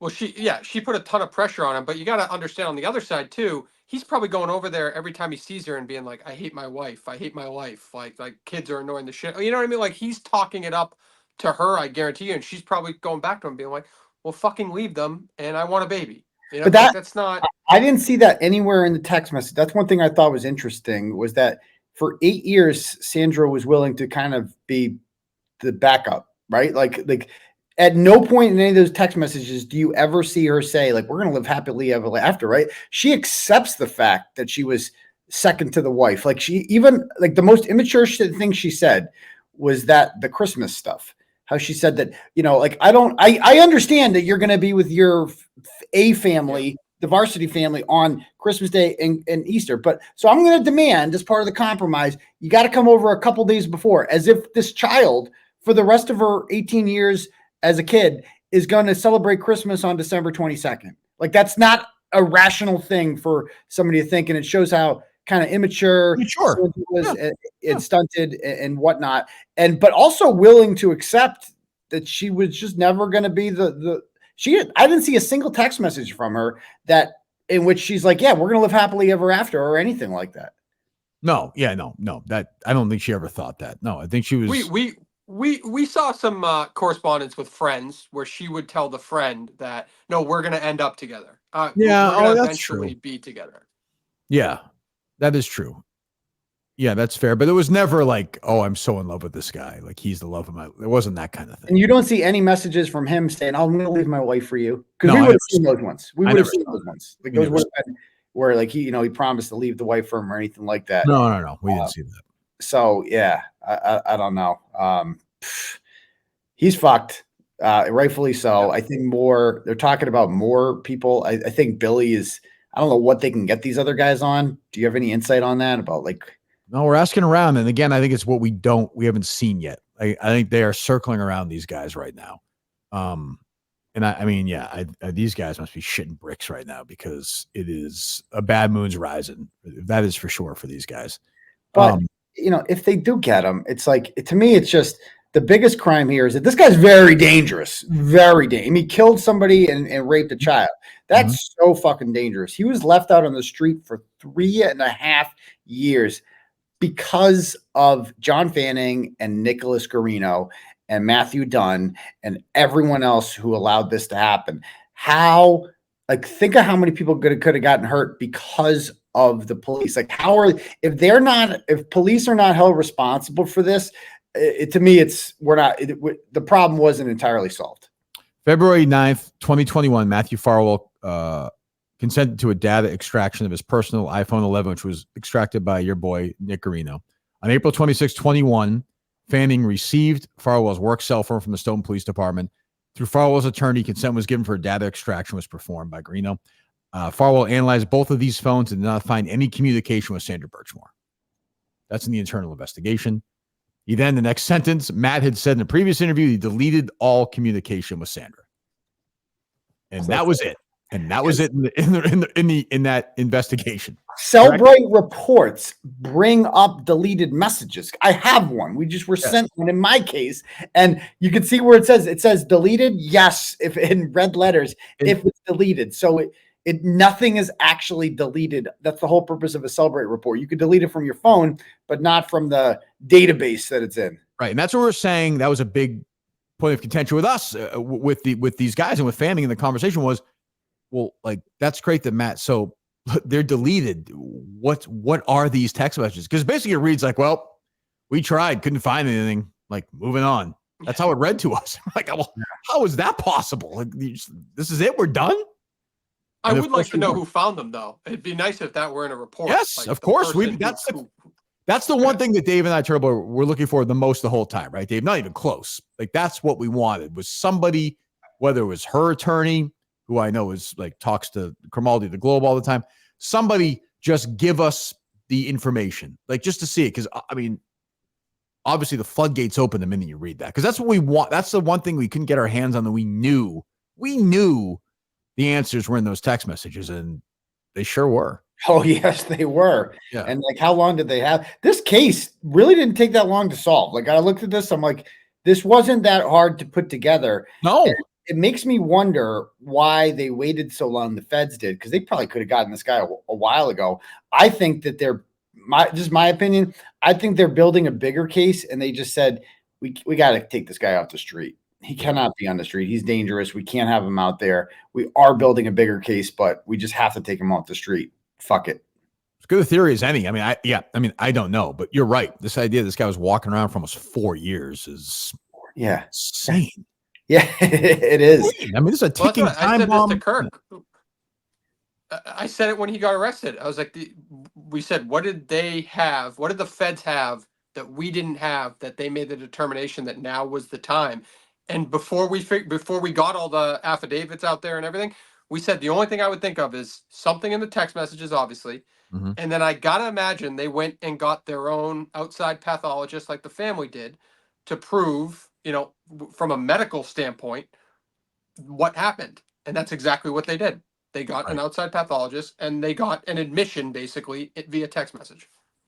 It's the what did they have to do in the Reed trial? They had to hire their own pathologist who determined that two of them that determined that he's got dog bites on his arms. It's just like, you have to private, and then they'll accuse you of, well, they're just paid expert. They'll say whatever you want them to say. You can only listen to the government expert. And that's it. That's another thing that come out of this. The fact that our medical examiners are government employees is a problem that needs fixing, because this is far from the only homicide that they've got. Those messages in the Reed trial between Proctor and 𝗵𝗵𝗄, in which they basically say, like, bro, you can't get the medical examiner to give you the determination you want. What are you, a rookie? Like, it's like a game for them. Like, get the ME to say what you want. And that's exactly, the MEs in both these cases said what the police wanted them to say. The easiest possible solution is, oh, she did it. He wasn't beaten up, so she must have done it. Oh, she did. She wasn't killed. She killed herself. That's a lot easier than a homicide. Yeah. Yeah. We dealt with that season 1 big time as well with the medical examiner, the coroner for Oconee County. 𝗵𝗂𝗃𝗀. She has like 5 names. This woman, I don't know. And how the fuck is she not under more scrutiny right now? Like, you had one job, and you just completely fucked it up. And this really dangerous person was walking around for 4 years because of your fuck up. How are you not fired now, like immediately, for that? Yeah, well, I put Fanning in that category as well. Yeah, that's true too. I mean, this is such a repudiation to Fanning. This affidavit, like, this is insane. Well, did you hear what Andrea Campbell, the AG, said about Fanning in the press release? Yeah. Oh, she didn't say shit. You haven't heard anything from either of them. This has been 5 days now since this happened. We've yet to hear from our governor. We haven't heard even Maura Healey either. So, Maura Healey spoke today. Oh, she did. I didn't see that. What did she say? Yeah. She just did the basic, like, just it's tragedy. awful what happened to Sandra Birchmore, her family, justice. She did the basics, basically. The bigger issue for her is she oversees the state police, and the state police fucks up. So what are you doing about? We all agree Matthew Falwell sucks. He's a bad dude. But he should go to jail for the rest of his life. Nobody disagrees with that. The question is, what about the state police fuck up? Like, that takes it's easy to say Matthew Falwell is a monster who deserves to be put away. It's not as easy to say that John Fanning is a corrupt cop who needs to be held responsible for his intentional lack of action in this. Yeah, it's like, honestly, it's like 10 years ago. It's like the Jared Remy thing where, sure, he's a monster, put him away for the rest of his life. But how about the 25 judges who let him skate? How about the million times he got parole or nothing at all? Nothing's been fixed since then, by the way. That was 11 years ago. So you're right. Lost their jobs over that, right? Nope, not a single person. And you know what? Like, there's a lot of pressure now, but 6, 7, 8 years from now, this stuff will happen again. This is the state in the world we live in. So, I'm optimistic there'll be big changes, but I've lived here my whole life. It's not going to happen. Yeah. So, all right, cool. All right, guys. Well, I'll let you get going. Dave, you look tired. I heard you have the gym at 4:30. I always look tired. always look like I'm stoned on these things. Dave had Karen Reed cut him a steak the other night and feed him at dinner. Turtleboy. That's He not told us in the how show. it played out. That is Yeah. not Can how I it ask you played out. about that real quick, Dave? So Yeah. did you tell her that on Kirk's show in May, you said that she was guilty? Yes. We got that clip. Did you tell her that? Tell her that? Yes, I did. Yeah. You mean before the trial? He would tell her that. He would tell No, her. you said that during the trial. It was in May. No, I said on Kirk's show. I said on Kirk's show. I was waiting out the trial, seeing the witnesses, see how everything played out. Well, we got the That's what I clip. said. We can get the clip. Okay. We're gonna pull the tape fine. because you said that you think she's guilty, that you think she did it.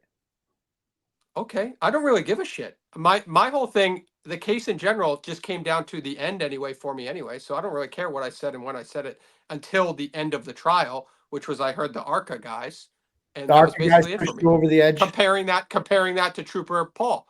Well, yeah. Keep in mind also, Turtleboy, Cullen's the guy who essentially put you in jail. I mean, he was hunting. Yeah, so a lot of people don't get your sense of humor.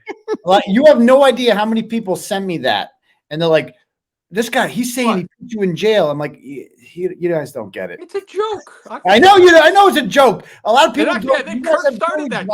I didn't start the joke. What the fuck are you talking about? You did it, not me. No. You said I put him in jail. That's the joke. And then No, I don't think it's a joke. I think it's very serious. The guy's When life. you guys say it, you have a really dry sense of humor, like when you say it. So it sounds like if you're unfamiliar with your program. Would you like us not to joke around, Turtle? No, I like it. I think it's fine. I feel like I'm Jerry. I feel like what are you? Should I be serious, Turtle? No, I get it. I get your sense of humor. I know but you. Not everyone does, and so people are messaging me like, "Did you see what they're saying? They're saying they put you in jail." I'm like, I don't have time to explain their sense of humor to you guys right now. I will say this: Cullinhane is definitely capable of ratting you, like 1,000%, one of the great rats of all time. Well, so let me talk. So that was on Christmas Eve, right? So on Christmas Eve, apparently I find out that there's this a warrant out for my arrest. I'm like, what the fuck? And so I go on Twitter. Through me? Did I break that news? No, I got tipped off. I got tipped off by somebody because the police called me and said, "Hey, we were looking for you," and they didn't tell me what it was for. Come down to the station. They acted like it was like some type of, like, I don't know, summons, like something not that serious. Turns out if I went there, they would have put me in cuffs. It was a trap, and they had a warrant out for my arrest. And so somebody calls me, a firefighter actually called me a couple hours later, and like, "Don't go home. Just letting you know, like, there's a warrant out for your arrest right now." So out of Medfield. I'm like, oh fuck. Not like, good. what did she say? Fuck, what did she make? And then so I'm like, is anyone in the media talking about this? So I go on Twitter, search for it. Only one person has reported on this so far. That's Dave Cullinhane has reported that there is a warrant out for my arrest. Is that what you knock journalists now? Is that what you do? What's up? No, I don't knock them, journalists. but I wanted to call you. I did call you, and I explained the whole thing.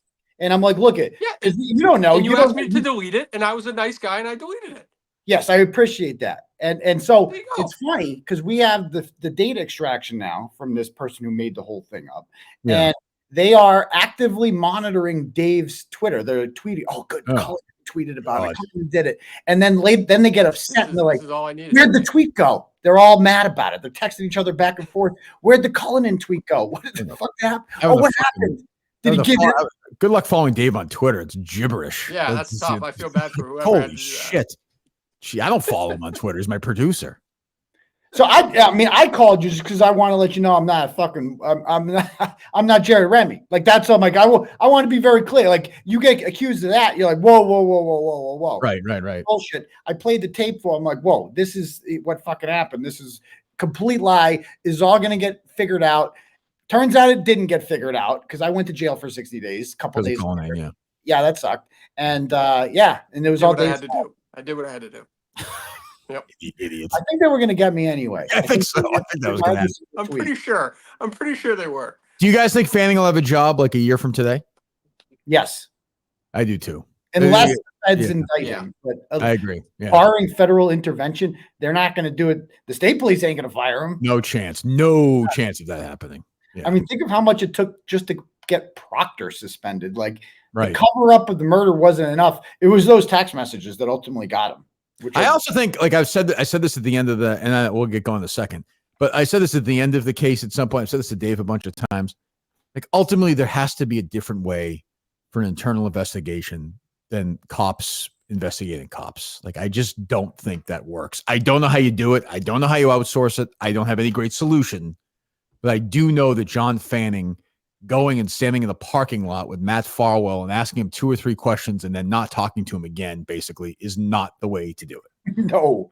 Like, that's not the way to do it. I've seen a lot of 48 hours and Dateline, like pretty standard to bring them in the room. Yeah, where's the video? Right. Yeah. Yeah, great. Questions, right? Like, that never happened. Great point. That never happened where the guy goes there, sits down, and gets grilled for 4 hours. That never happened. He talked once, and the second time he said, we're not talking anymore. They lawyered up. All of them, right? All of the Yes. Farwell, Devine, Billy Farwell. Yep. Like they all now slammed up. they can't keep their lawyers. They're like switching like crazy. I know Billy Farwell's had like 4 different lawyers. Like 10 lawyers. Yeah. They left them, right? Yeah. Which makes me wonder. I actually think if people wake up, like if the news actually really started to cover the text messages that were in that affidavit, they might think of John Fanning as a worse individual for not acting on those text messages than Michael Proctor was just calling Karen Reed, the leaky balloon nut shit or whatever. Right. Like to me, that's way worse. Way worse. Not looking at the big picture, but ignoring those texts. Yeah, I agree. And I agree with what Turtleboy said at the top. And I know Dave and I have talked about this a bunch. To me, if I could get any piece of information left now, I would love to know who told Farwell about the phone call to the Stowe Police. I want to know who that is. And why they're being protected. Correct. That person, at the very least, should be out of a job. I mean, blood on their hands, like literally Farwell then probably goes to jail, probably gets questioned, probably at least. But instead they tell Farwell, and at that point, shit. Like it's like you have exactly right. That's exactly right. Telling you about like what they're looking into you for. And at that point, when that happened, when that person told Farwell that, she was dead. Like her life was over at that point, in my opinion. There was no turning back. And we haven't had a lot of luck, Dave, finding out who that is, but that's my number one goal going forward. Just so we're clear about that, I did not know this, that the person who called and dimed her out was some chick who Sandra owed money to, and she wanted to rat on Sandra for owing money. Very weird. And we're not talking a lot of money here. How did you find that out? We talked to her, right? Dave? Dave, can you hear us or not? You froze. Oh, I thought. Sorry. No, Dave, I don't know if you're a Turtleboy, but the person, you got us now or no? You're in and out, so it's probably my Wi-Fi. Okay. The person, no, you're right. Hear you now, go. Okay. The person who made the phone call was that girl who Sandra owed like whatever it was, 240. I forget what the number was. Like no money. Yes. But yeah, she called and made that call. Yeah, that is correct. Wow. And so she just happened to be pissed at Sandra. Who were lucky nothing happened to her after that point. Totally. And we talked to her, right? But she didn't call up to snitch on Farwell. She was pissed at Sandra for owing her money. Correct. Yeah. Yes. Oh yeah. No, yeah. She was looking for. Yeah. It was it's crazy. Crazy. She owed her like a couple $100. That's fucking horror. And that's when Farwell realized he was dealing with a loudmouth here in Sandra, who clearly had blabbed to God knows how many people about it. Yeah, I think he knew that. Yeah, I think he knew that before for sure. But you're right. At that moment, he was like, "Oh, like now they know." Like now, to my point, like I don't think the whole police department knew, because when he got that call, he was so panicked that he was like, "Well, I have to do something about this." And that was it. She, like I said, the minute that person, whoever took that call, went to Farwell, Sandra was dead. Yep. Yeah. Unbelievable. So, yep. All right, guys. Well, thank you guys for coming on. I appreciate it. And keep up the good work, and we'll see what happens with this. You as well. All right. Bye, guys. All right, thanks. Guys. All right. Good stuff. I liked it. So, yeah, if you haven't listened to the Case podcast, I actually went back and re-listened to it. It's they're short episodes. They're like 30 minutes long each. So go back and re-listen to it. It's pretty interesting stuff where it talks about that. So, all right. So I want to play the trailer for the Karen Reed 2020 thing.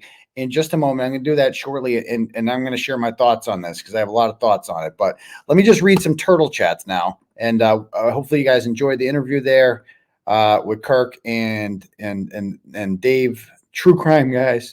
But again, my interest in this, I thought there might be a day when Karen Reed got justice and John O'Keefe got justice, but not Sandra Birchmore. I just thought it was too late. And I'm like, well, because you heard what Fanning said, that, well, barring a confession, we're never going to get anything. And that's like, well, then they're fucked. Like, then you're never going to get anything. But it turns out the feds actually do local murders.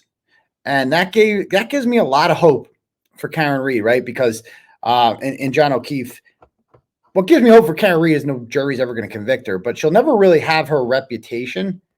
And when Karen Reed doesn't have her reputation, I don't have my reputation, right? And we don't all have our satisfaction. It's not just that we want Karen Reed to have her reputation back, because I'm sure that's important for her, because being acquitted is fine. But Casey Anthony was acquitted, and they're already throwing out the name Casey Anthony, and they're already throwing out the name O.J. Simpson, right? And you don't want to go down with those names, right? Those aren't good names to be going down with, even though, you know, neither was convicted of murder. They both skated on that. You don't want to be associated with that. You know, you want to be associated with Russ Faria, you know, the guy that was framed for the murders that Pam Hupp committed, like completely, like that's who you want to be, right? Not only did I not do this, but the person who did it is in jail. You want them in jail, because that's how you completely get exonerated, is not just with a not guilty verdict, but the actual people who did it get held responsible. And me, I've obviously staked my entire reputation on this case. I believe in her innocence. Not only do I believe in her innocence 1,000%, I also believe in their guilt 1,000%. And so it's really important for me and my reputation that dude, if they get indicted, if any of them are arrested, you are going to see, it is going to go straight to my head. Like, you understand that? Like, what that's going to do to my ego? And I'm not just saying, I mean, it should, right? If they're actually held responsible, I'm going to get so hard from that. Like, it's going to be uncontrollable. The idea of Jen McCabe or Brian Albert ever, or Michael Proctor, or any of these people being put in handcuffs, like, I'm going to come so hard. Like, it's just going to happen. Like, oh my God. Like, it's going to be the greatest feeling. I dream about it sometimes, how awesome it's going to be. And, it's got to happen. It has to happen. And the Sandra Birchmore thing really, really gives me confidence that it will. I'm just like, wow, it was a real good morale builder, you know, that this all happened. And people are like, easy, doctor. It's like, bro, I can't, like, I won't be able to control it. And neither will you. We're all going to come, aren't we? The second that those pieces of shit are finally held responsible, because they're not like, I'm going to take much more joy in them going down than Matthew Farwell going down. Because even though Matthew Farwell is a monster and a piece of shit or anything, Matthew Farwell never cried to the police that I'm witness intimidating him. And Matthew Farwell never called Ken Mello on the phone and said, get these peaceful protesters away from my pizza shop. And Matthew Farwell never went down to the courthouse and tried to get a restraining order on me to silence my free speech. None of that shit. You know, Matthew Farwell's is for all I know, kept a low profile. Wasn't going around like fucking Jen McCabe holding court in town like Queen Dick. Wasn't coming to, you know, court appearances like a fucking psychopath. Matthew Farwell didn't recruit, you know, some ex-side piece to fucking come to court with him in order to have me kicked out. Like, they didn't do any of that shit. Like, they're not just people who committed a murder and covered it up. They're pieces of shit. Like, just the lowest form of human life possible. And not enough bad things can happen to them. Not like, I can't fucking wait until these motherfuckers start going down. I can't wait. And I get hard thinking about it. I hope you understand that. And to see them all lie during the trial like that, it's just like, Can't wait. It's going to be awesome. And it's going to happen. So let me read some turtle chats here. We have, let's see, can I refresh this?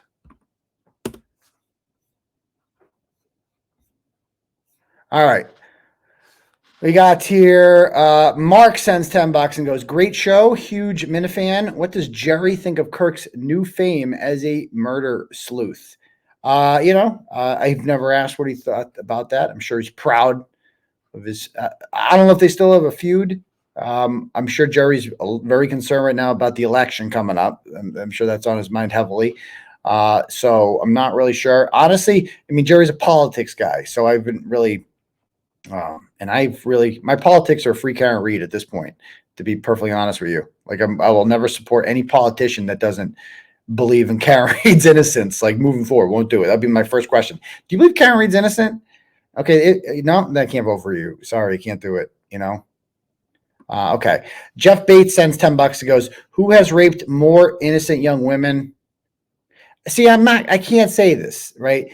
It says a name here. I'm not going to, even though you paid $10 for this, Jeff, I can't, this person he doesn't like, JT or the Stoughton Police Department.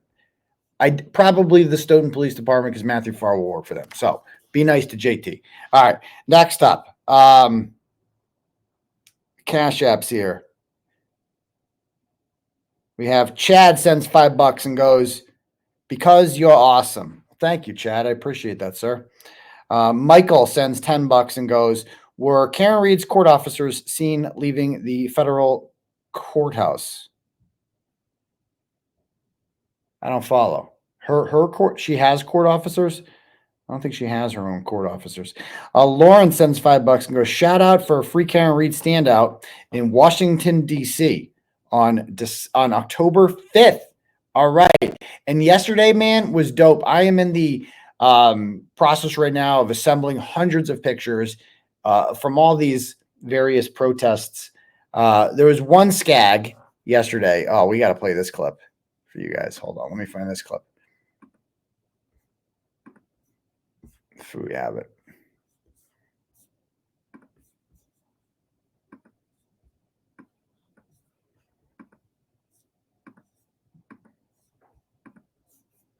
So there was a small protest in Indianapolis, and a woman shows up with her one kid, and there was a lot of kids yesterday, and that's great to see that kids are getting involved in this, because if it can happen again, Sandra Birchmore was a kid when they first started doing this tour, right? And so this is in Indianapolis. And this hideous fucking thing shows up with red hair named Charlene. And just a pig, like perfect. Like she looks exactly like the kind of person that would think that Karen Reed is guilty. Just like you look at this woman, you're like, what a filthy, disgusting pig. Oh, I'm so glad she's not on our side. And this is what she does. Watch this. Check it out. Somebody's child is here. Really? Really? You're a child. What are you doing? You're a child. What are you doing? Oh, don't talk to my fucking You're a child. child. And you didn't have permission to film my child. You're supporting a murderer. No, actually we're not. No, you are. Why didn't she call 911? Why didn't the police do their job? Why didn't she call 911? She made over 100 calls. Why didn't she call 911? Why didn't she call 911? Because she thought John was out. Every one of these stupid questions always has a really simple answer. Why didn't she call 911? Because she didn't think he was dead. Because she thought he was out drinking. Why the fuck would she call 911? Why the fuck would you call 911? What a stupid fucking question that is. Because she doesn't have the benefit of force of knowing that John's dead, like that he's getting the shit kicked out of him. She didn't know that. So that's why she didn't call 911. That was a really tough question, genius.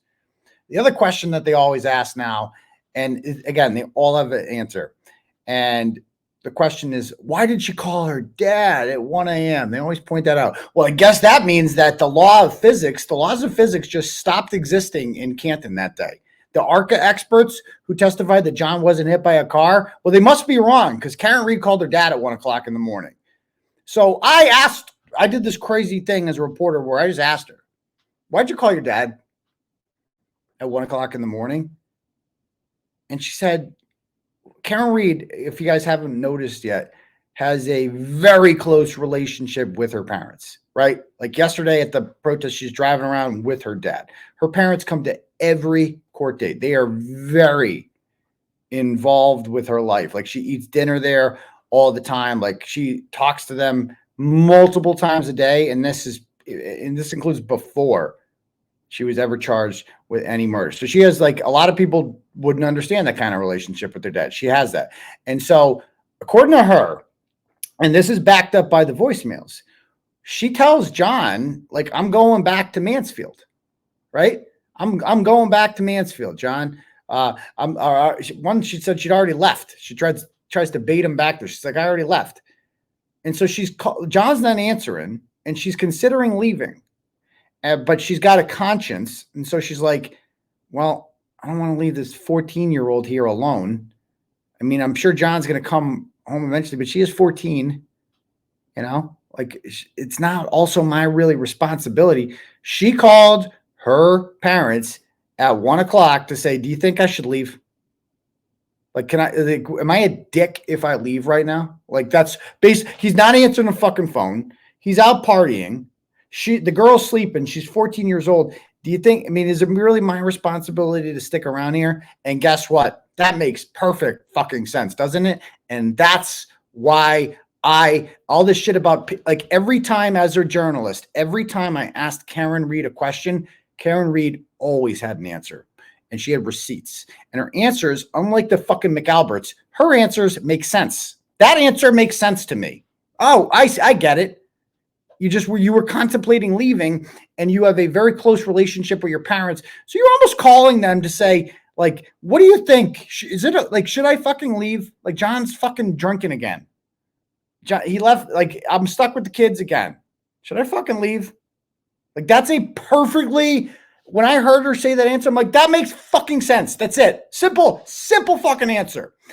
When you ask Colin Albert, why did you came to a party to say happy birthday to your autistic gay cousin face to face and then left right when the party was getting started because you have to say goodnight to your mommy and daddy? That makes sense. That makes sense. Like, which of those two stories makes more fucking sense to you? Like, or how about Jennifer McCabe Googling, forget the 227 search. Let's talk about the 624 search. Does that make any freaking sense? That she Googled how long to die in cold. And that's another, yeah. Googled how long to die in cold at 624. Does that make any sense? Like, you're surrounded by first responders. And, you know, you could ask any of them, like, how long could he have been out here and survived? Instead, you Google it twice. You spell it wrong the first time, and then you spell it wrong the right way the second time, thinking it's going to override the 227 search. But yeah, okay. That makes sense. That's a story that actually makes sense to them, right? Yeah. She called her parents, asking them, like, what do you think? Should I leave here? Am I a dick? And that makes sense to me. That makes sense to me. If I was frustrated in a situation like that, I wouldn't call my parents, but I might, because I don't have the kind of relationship that she clearly has with her parents where they talk multiple times a day.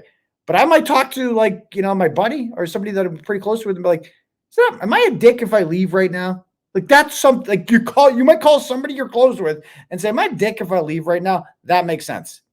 Whereas Colin's story doesn't make sense. Jennifer McCabe Googling it at 624 doesn't make sense. Jennifer McCabe not telling anybody that she's outside of her sister's house, not going inside to get blankets or anything like that. Brian Albert not coming outside and there's a fucking dog in the house that barks a lot. That doesn't make any sense. Butt dialing and butt answering, that doesn't make any sense. What Karen Reed did hasn't, and that's why I like it. when you confront Karen Read with something that they think is suspicious, she has a perfectly reasonable answer. When you confront them with phone calls at 2:22 in the morning, they say they were fucking their wife and answered the phone while fucking. That's their story. Like, tell me who makes sense and who doesn't make sense. I mean, Jesus Christ. Jesus Christ. So this is what this fucking mental midget, and she's a ginger, by the way, of course, shows up, sees a child there. Instead of just being like, you know what, I'm going to leave the kid alone. They're like, no, I'm going to go up to the kid and yell at the kid. In defense of cop killers. In defense of the McAlberts who murdered John O'Keefe. Who murdered him because John O'Keefe was inside that fucking house. And so this stupid piece of shit ginger shows up to harass children in defense of murderers, and they want to pretend like they're the good guys. Fuck you, Charlene. You're going to burn in eternal fucking hell. And you know that. You probably know what a worthless piece of shit you are. I've seen what you look like. Every day you must wake up and be like, fuck, why do I have to look like this? Why do I have to be this disgusting, putrid creature every day? I hate myself. I'm going to take it out on a child. FBI arrested Matthew Farwell last week. Matthew Farwell has nothing to do with the Karen Read case. No, he really doesn't. That's a different case. No. The FBI is not getting anybody for Karen Read except Karen Read. And she's the only one that's guilty. Okay, I'm glad you feel that. Yeah, what's RFC stand for? So here's another thing. Let's talk about the feds. Anybody know what month the 𝗪𝗃 experts did their little canon thing and they did their whole test about the taillight? Does anybody know what month and year that occurred in? Because I do. Right? This is before they did that experiment before I ever even wrote about this case. Because here's a little known fact. The FBI became involved in this case in December of 2022. And how does the FBI become involved in a case? Well, anyone can go and pitch their story to the FBI. Anyone can. And if they're interested in it, they will tell you. Right? If they're not interested, they're just like, yeah, this isn't really our cup of tea. Obviously, we can't really, it's not our thing. We're not going to waste your time. They didn't do that. They were interested in this case. So if you're the FBI, pop quiz. Who is the first person? We talk about ruling out suspects, right? That's a big thing, is ruling out. That's what they tried to do with Scott Peterson, is rule him out as a suspect. So question, who was the first person that the FBI investigated for the murder of John O'Keefe? Do you guys know the answer to that one? Who was the first person that the FBI investigated in order to rule out as a suspect in the murder of John O'Keefe? Does anybody know the answer to that? Because a lot of these trolls, they don't seem to understand this. There you go, Gina. And everybody? Yeah. The first person was Karen Read. They treated her as the suspect initially. That's why the 𝗪𝗃 guys did the test. The purpose of that test was to rule out whether or not Karen Read could be a suspect in this. If that test came back and turns out you can smash a taillight and it turns out you can have injuries like that if they're getting hit by a Lexus, right? Then you know what the FBI would have told Karen Read? Good luck. Can't help you. Can't help you. They had to rule her out. So this whole idea that the FBI has been working with this big conspiracy with Karen Read, the FBI treated Karen Read as a suspect first. She was the first person that they investigated. And they ruled, the 𝗪𝗃 guys were used to rule out Karen Read as a suspect in this. That was the purpose of the 𝗪𝗃 guys, to decide whether or not Karen Read could be ruled out or not. That was the baseline. That's one of the first things that the FBI did, was hire the 𝗪𝗃 guys. Little known fact. That's what they used those guys for. And they did, and they ruled that, yeah, she couldn't have done this. And then if Karen Reed couldn't have done it, that means someone else did. And holy shit, the FBI realizes we're sitting on a huge case here. How are we going to prove this? I don't know what their plan is from this. I don't know what their plan is, but they know goddamn well that Karen Reed did not murder John O'Keefe. And I'm sure they would like this to go faster. I'm sure they would have liked to sit on Matthew Farwell some more and not arrest him when they did. But they just realized this guy's too dangerous. Got to take him off the street. And I don't think they have a smoking gun yet on anyone in that house. I don't. So I think that's why they have not made a move on them. If they had a smoking gun that Brian Albert did it, or that Brian Higgins did, or whoever, Colin Albert, who was in the house, they had a smoking gun on any of these guys, then they'd, you know, they get them. But they don't, clearly. But I think this new Birchmore case gives me, you know, gives me hope. So let me keep playing this. Well, if you truly knew the case, you know exactly what our... What, Race for the Cure? Pardon? It's not FKR. It's not the Free Karen Reed movement. That would be true. Yeah. Why are you bringing it to Indianapolis? Because I live here now and I'm originally from Kansas. Yeah, but it has nothing to do with Indiana. It's a Massachusetts case. Oh, Except okay. the federal government's now involved and I pay federal taxes. And they sent Good over answer. a 3,000-page report saying they found no corruption. I mean, these people, this is your brain on fucking Plevin. This is your brain on Plevin, folks. They found over 3,000 pages that show no corruption. Yeah. Have you read those 3,000 pages? What the fuck do you know about those 3,000 pages? What do you know about what's in those 3,000 pages? We know that there's a lot in there about the fact that, I don't know, phone calls at 2:22 at night. And you're right. Right now, there's no smoking gun, which is why they haven't arrested anyone. But there's a lot of evidence in there. A lot of circumstantial evidence that will eventually be used against these people. I mean, these fucking people. Go ahead, Charlene. Tell us some more. Well, you're harassing. No corruption. Okay. You're on live on X, just so you know. Oh, no. You and your two supporters. Yeah. Like, that's supposed to mean something to me. Yeah, supporting a murderer. Have a blessed day. Yeah. Glad you found us. Thank you for spreading the word on our behalf. Yeah, I'm spreading the word that Karen Reed is a murderer. Okay, that's good. Yeah, because she is. That's great. Because she is. Have a very blessed day. She's the one that murdered John O'Keefe. Okay, I'm glad you feel that way. Okay, so there's that one. Now check out this one. And then where do you see this pig? Oh my God. First of all, just look at her. Just look at her. And God bless that woman. And God bless her for doing that in Indianapolis, raising awareness in a part of the country that probably isn't as familiar with this case. Because she's right. I pay federal taxes, bitch. And murder anywhere is a problem. That I have a problem with that. Doesn't matter where I am right now. I have a problem with it. I mean, just look at this woman. Look how hideous she is. She wakes up. Imagine waking up every day and looking in the mirror and seeing that. Oh my God, I would hate my life too. Just look at her. Oh, this is what she says afterwards about that child. Indianapolis, and she's from Canton. Yeah, she's got a lot of guts. Boy, I'm shaking. I just want to. You ever get that feeling when you just want to smack somebody? She wants to assault a child. She just wants to smack him.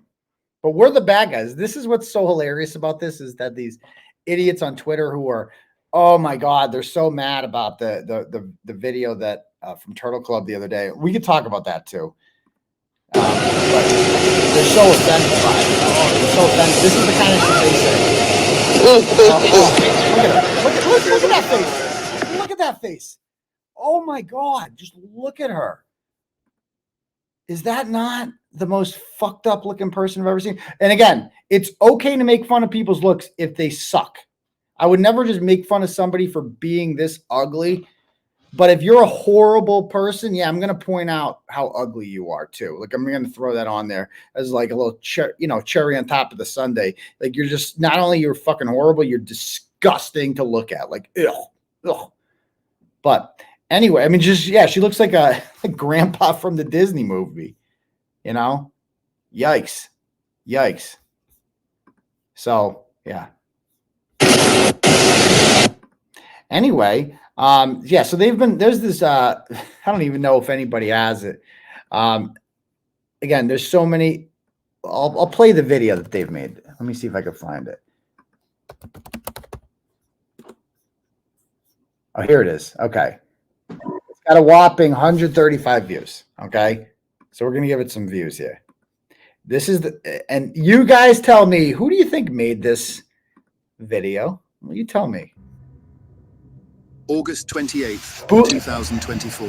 Okay, so we have a bootleg microdots here. That's what we have, bootleg microdots. And immediately with the British thing and the accents, I think we all know who made this video. It's somebody who would not be able to use their real name making a video like that, because I might have an order on them and this might be construed as kind of walking over the line, something like that. But it's, geez, wow, it looks a lot like this person's other videos, doesn't it? I wonder who that could be. Matthew Farwell, a former police officer, is arrested for the murder of Sandra Birchmore. Farwell had been grooming Sandra since she was 12 years old and began sexually abusing her when she was 15. On August 29th, Aidan Kearney took a break from intimidating witnesses in the Reed case to comment on the situation. This is how he discussed a childhood SA victim who lost her life at the hands of her abuser with his audience. So again, Turtleboy bad. So I wonder who could have taken this, a bunch of out of context clips from Turtle Club, which, by the way, you have to pay money to get. So they paid money for this. This is how obsessed this person is with me. These people pay money just to watch my videos and get mad about them, and then make these clips that 135 people read and like, oh my God, he's so offensive. Meanwhile, you have Charlene on your team. Like, you have Charlene. Like that's it. You're defending cop killers at the end of the day. Like, just the worst people. I mean, these people, they love to be like, oh my God, I'm such a victim. I can't believe he said that. Shut the fuck up. Shut the fuck up. Nobody believes you people actually give a fuck about John O'Keefe. Literally nobody. Nobody gives, like, thinks that.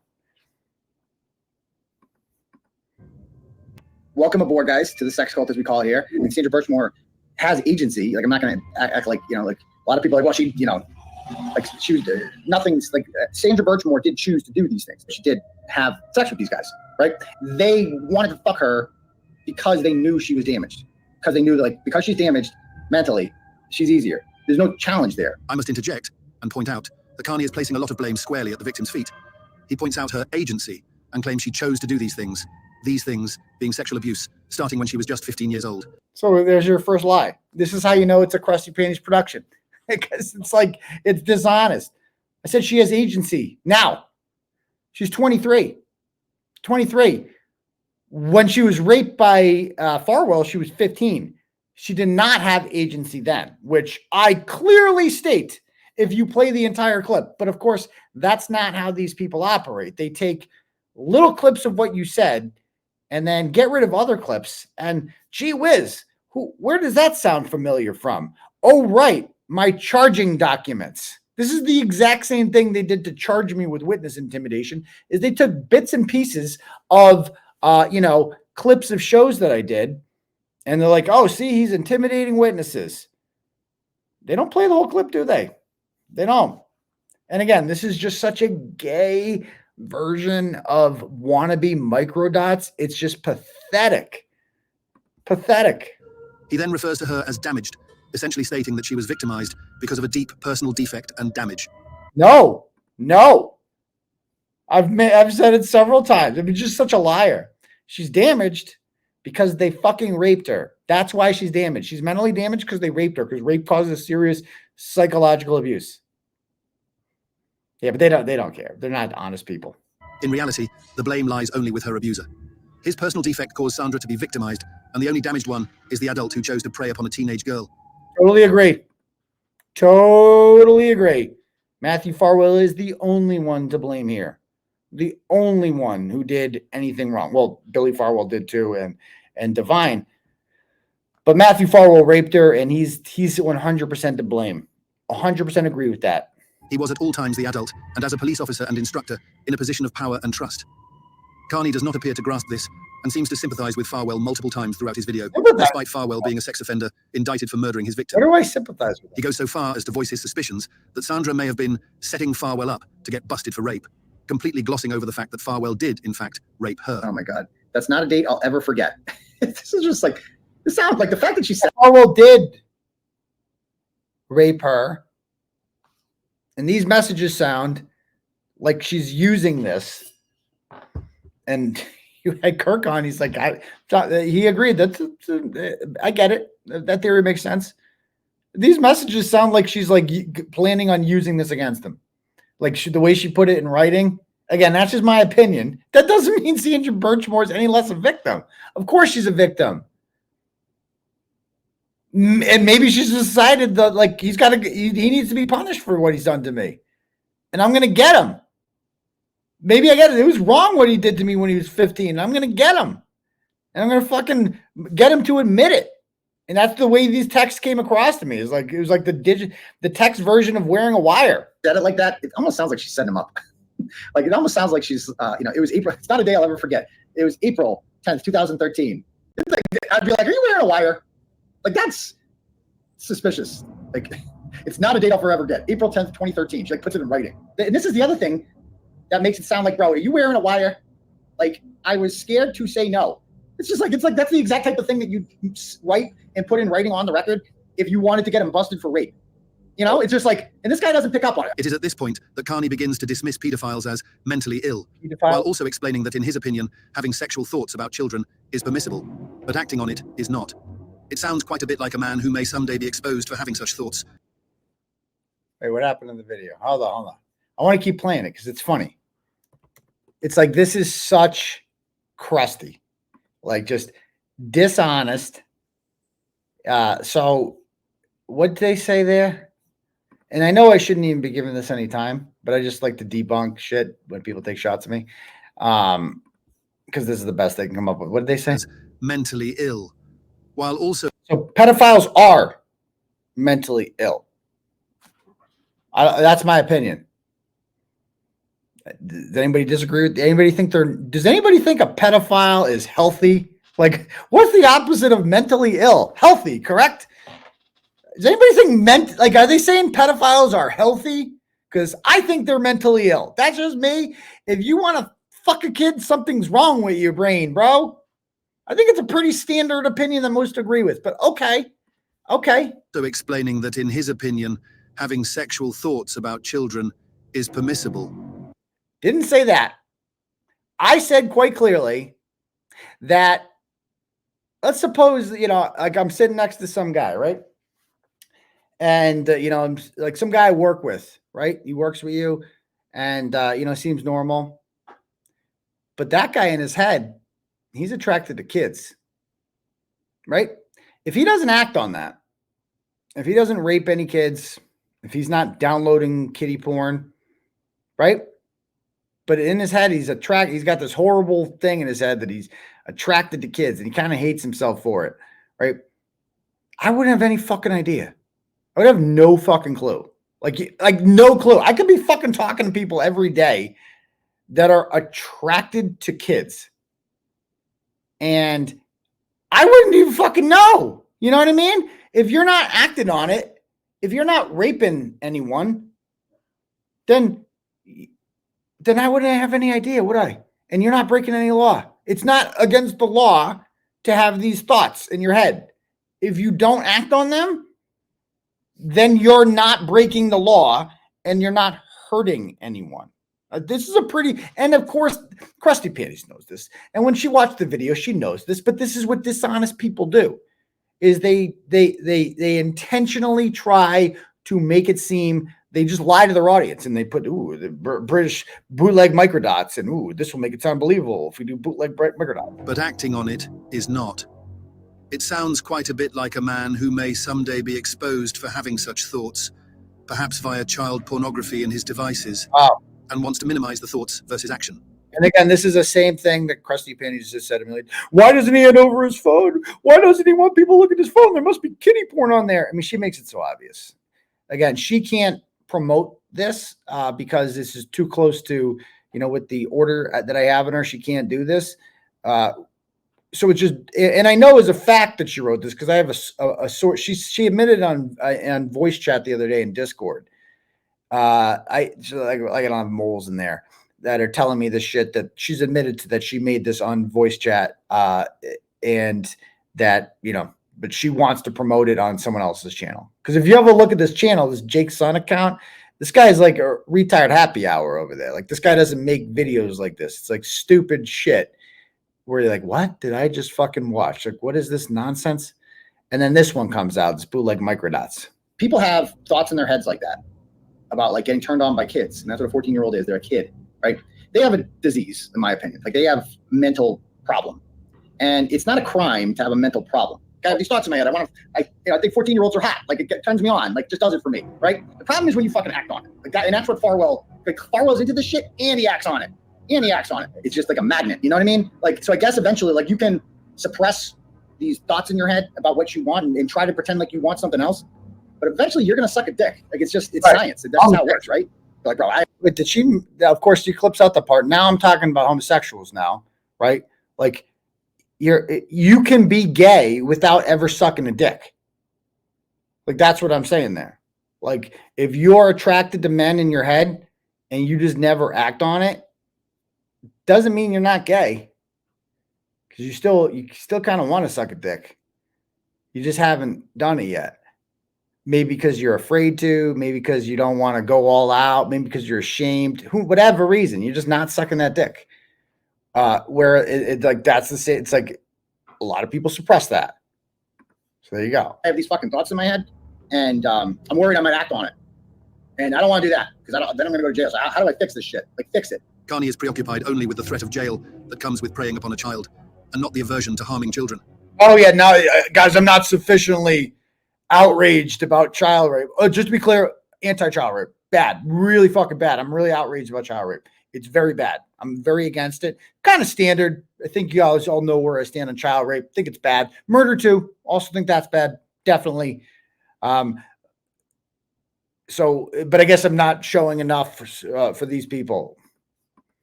He speaks only of the consequences to the offender, never about the harm to the victim. He then continues on to characterize Farwell's proclivity for harming children as some type of kink, and speculates that perhaps Farwell's wife. Well, I think that it's pretty well established that I'm not. I'm just saying. So I'm blaming on Farwell's wife. Simply did not meet his sexual desires, forcing him to prey upon a child, before positing that perhaps the abused and ultimately murdered Sandra had a rape fantasy. Well, first of all, number one, that's just a fact. He's into some nasty shit. He's into fucking like rape fantasies and shit like that. His wife probably isn't. So that's why he seeks it elsewhere. That's fucking, if his wife was into some nasty shit where she pretended to be, if he told his wife, like, you got to pretend like you're 13 and I'm raping you, she'd be like, well, that's fucking weird. That's a hard pass. Definitely not doing that.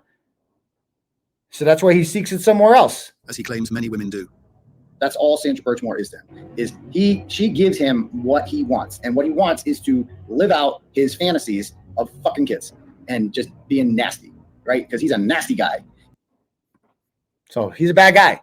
He uses Sandra Birchmore to fulfill his disgusting fantasies.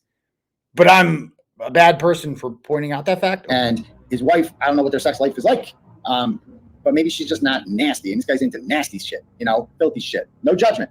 I can't, like, some women, Birchmore is an adult when she writes these things. There's plenty of women out there who are adults who are into rape fantasies, okay? Like, some people like a gun pointed at their head during sex. And by the way, that's true. That's 100% true. I've been propositioned with it before. Not back, this is back in the day. And I had to shut that shit down real quick. That was like proposition to me one time, like, and the thing about it is Krusty knows who that person is too. Like, can I put a gun? Can you put a gun to my head and pretend like I'm raping you? Nope. That's a hard no. Not doing that. Not doing that. And you ain't putting your finger up my asshole either. Because I know you wanted like that. That was proposition to me once. Nope. You got to let him know from the beginning. Nope. Homie, don't play that. That's a hard no. There's a lot of 𝗫𝗄𝗃𝗍s out there, okay, who are into that shit. And, you know, they're going to test you. They're going to be like, you know, maybe, so, because I bet you 25% of the guys you probably are. Like, you stick a finger up their ass, they ain't going to say no. Me? Nope. That's a hard no. We're not going there. We're not doing that.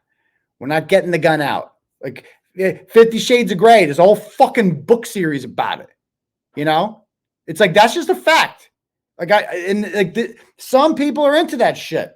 I got one buddy who's really into that shit, and he finds bitches who are into that shit too. And they get the knife out. They're into some nasty shit. And we all make bust his balls. Like, bro, you're fucking nasty, dude. But he's just into it. And they're into it. And he doesn't actually kill anyone. And he doesn't actually rape anyone. It's just some people are in. And there's how many people watching right now? All right, we got 4,700 people on Rumble, probably like thousands more on Twitter, whatever. So let's say there's 7,000 people watching right now. 500 of y'all are into some nasty shit. Like nasty shit. Like real nasty shit. Like hundreds of people are sitting there nodding like, yeah, he knows. Turtleboy, he's got a point there. He knows. The other 95% of you are sitting there in judgment of those 5% being like, oh, that's disgusting. I would never partake in that. Who would ever do that? Oh, there's people who are into that. So I'm just saying those text messages alone, that didn't do it for me with Farwell. Like the nasty rape fantasy shit, that was the least of his crimes. That was the least telling thing. The most telling thing was the text telling him, like, I fucked you on, on April 10th, 2013. That was the worst one. Like, that was like, I fucked you as a kid. That was the worst one. Period. For all we know, Sandra Birchmore's, like, they might have this fantasy with rape, right? Because Sandra Birchmore's a damaged girl. So this is a weird topic, I know. It's a weird thing to talk about, but does that not make sense? They raped her. She's damaged. Could I come up with a better word? If you want me to, I don't know. Damage is the best I can come up with. That's not her fault she's damaged. It's their fault. They damaged her. They fucking destroyed her brain. She's fucked up from that. We all agree with that. No, that Sandra Birchmore is a victim of that. We think she's going to think clearly. She's exactly the kind of person that Farwell would put. And I told Kirk this when he was on earlier. To me, those text messages, she didn't object to the rape fantasy shit, but she also wasn't enthusiastic about it. Like most women that are into that rape fantasy shit, like they're real into it. Sandra Birchmore was just like, yeah, okay. Oh, we're doing the rape thing again. Okay. Like she didn't say no, but she didn't seem enthusiastic. You guys know what I'm talking about, right? There's some people out there, and somebody, I bet you one person, there's probably a couple of you out there watching this right now. You're like, this is a sex cult, okay? So we can talk about these things here. That's it. If it is, no judgment. The sex cult thing, it's like we call it sex cult because we're mocking Krusty because she called it a sex cult one time. So we're just mocking her by calling that. And she's too fucking stupid to pick up on that. And obviously humorless and untalented. You go online. It is notable that a police report has been released indicating that Kearney was suspected of raping an intoxicated and vulnerable woman who ultimately refused to cooperate with authorities. So now I know it's Krusty. So there's no police report that says I was investigated for rape. That never fucking happened at all. It was a complete lie. The police report says that the one individual who, after being confronted and Mirandized by the Medfield Police Department, decided to make up a story about rape that the Medfield police investigated because she showed them a fucking video and they watched the video and they determined after watching the video that shit is consensual and she is not unconscious. So thanks for showing us that fucking video, but that's not what rape looks like, young lady. Like that's what the police report clearly says. So besides that, this video is spot on, right?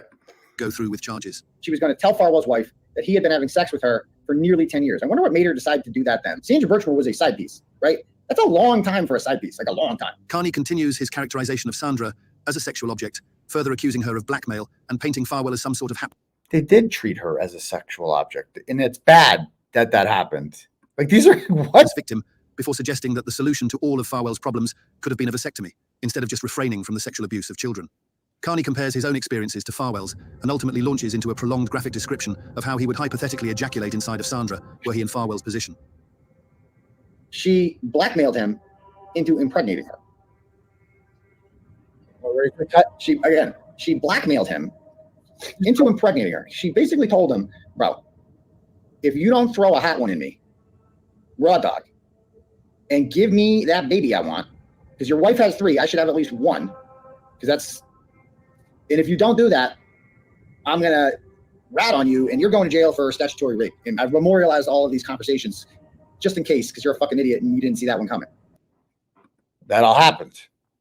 That all happened. It's, see, when I say throw a hot one in you, that's just how I talk, right? But I guess come inside you would be a more appropriate term. Would you like to finish coming inside? Like, okay, I called it throw a hot one in. I don't know, it makes me a bad person, I guess. But yeah, so what else now watch the cut. Watch the cut here. And so now she's got him by the balls. Like, that's fucking crazy. Crazy. So first of all, bro. Okay, so notice the big cut there. Notice the big cut there. So before, in one, I'm talking about having like Matthew Farwell coming inside and trying to make a baby with Sandra Birchmore. Now this part. You were smart, okay? You would just get a vasectomy. Problem solved. And she wouldn't even know. You just got a vasectomy. I wish I could, like, that was the first thing I thought of. Like, during the, I mean, I don't want to relive this and all, but I'm like, what if I had a vasectomy and I hadn't told anyone? Like, psych. Like, so what I was saying there is, as you guys may have known, and again, I hate always bringing this up, but an individual pretended to be pregnant with my child, like pretended to be pregnant not too long ago. The whole thing was made up. They were sending me old pictures of positive pregnancy tests and old pictures of herself at abortion clinics. Like, it was like the whole thing was made up, and the pictures have metadata on them. They're all old pictures. The whole thing was made up, and she's drinking all the time. Nothing made sense about this whatsoever. And what I thought of was like, how does she know I didn't have a vasectomy? Because that's pretty ballsy. Like, if I had a vasectomy, like a lot of people my age have had vasectomies, right? And, you know, like most of my friends, I feel like got the snip because they don't want to have kids anymore. They don't want, like, they're done building families, but they still want to fuck raw, you know? So how does this individual know that I didn't have a vasectomy? Because I could easily, if she told me she was pregnant and I got a vasectomy, I could have been like, well, that's a lie because I had a vasectomy. That's the fucking point I'm making there. Like, you know, like, this is just so, like, and everybody knows this. Why didn't this guy just get a vasectomy? He's got 3 kids already. He's like, oh, I tried. Every time she doesn't get pregnant. Oh, what do you want me to do? I try. I can come harder if you want, and come harder. I can not jerk off for 5 days and then just save you up a big one. You know, the mother load. Hurricane Katrina up in this bitch. And that's me saying that when a male, I don't know if Krusty knows this because she probably hasn't made a guy come since she last conceived a child that she lost to the state. But when a guy doesn't jerk off for, you know, 4 or 5 days, go a week, it's going to get messy. Whew.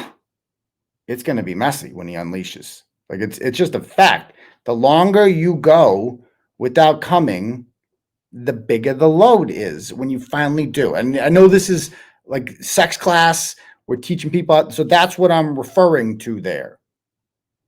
Like, and again, this is all out of context. I don't even know what the fuck clip this is from. They're just taking random clips of things I said and being like, this is what he's saying about Sandra Birchmore. He wants to give her Hurricane Katrina. What the fuck? This is two totally different topics.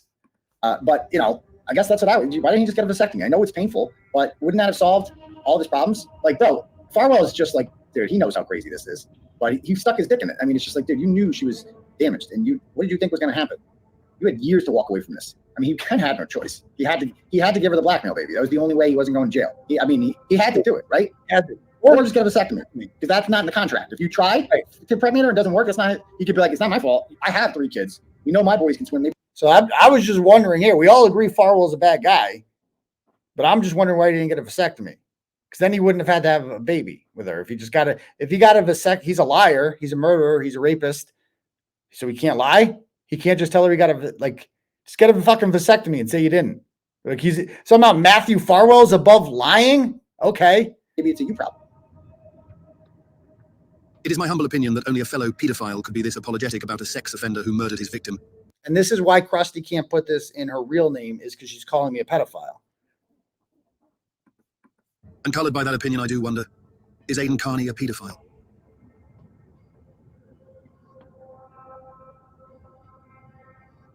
Like if you lost 2 of your kids to the state and, you know, there's a DCF report out there showing that your children had to be separated in a foster home, because how did 𝗵𝗲𝗄𝗺 put it? I mean, there's a report that said there are 2 kids were in a foster home and they had to be separated because one of them was being inappropriate, you know, with another, right? Well, listen, indigenous isn't when you put your fingers in a dog's butt? No. No, that's what Kate's son put in his fucking sister. That's what the fucking What? indigenous. Wow. Oh my goodness. How about? Oh no, you guys want to keep? That's not an allegation you get to make, you piece of shit. Yikes. That's what 𝗵𝗲𝗄𝗺 said. He goes by 𝗵𝗵𝗄𝗧, I believe, on Twitter. That's what he said about that.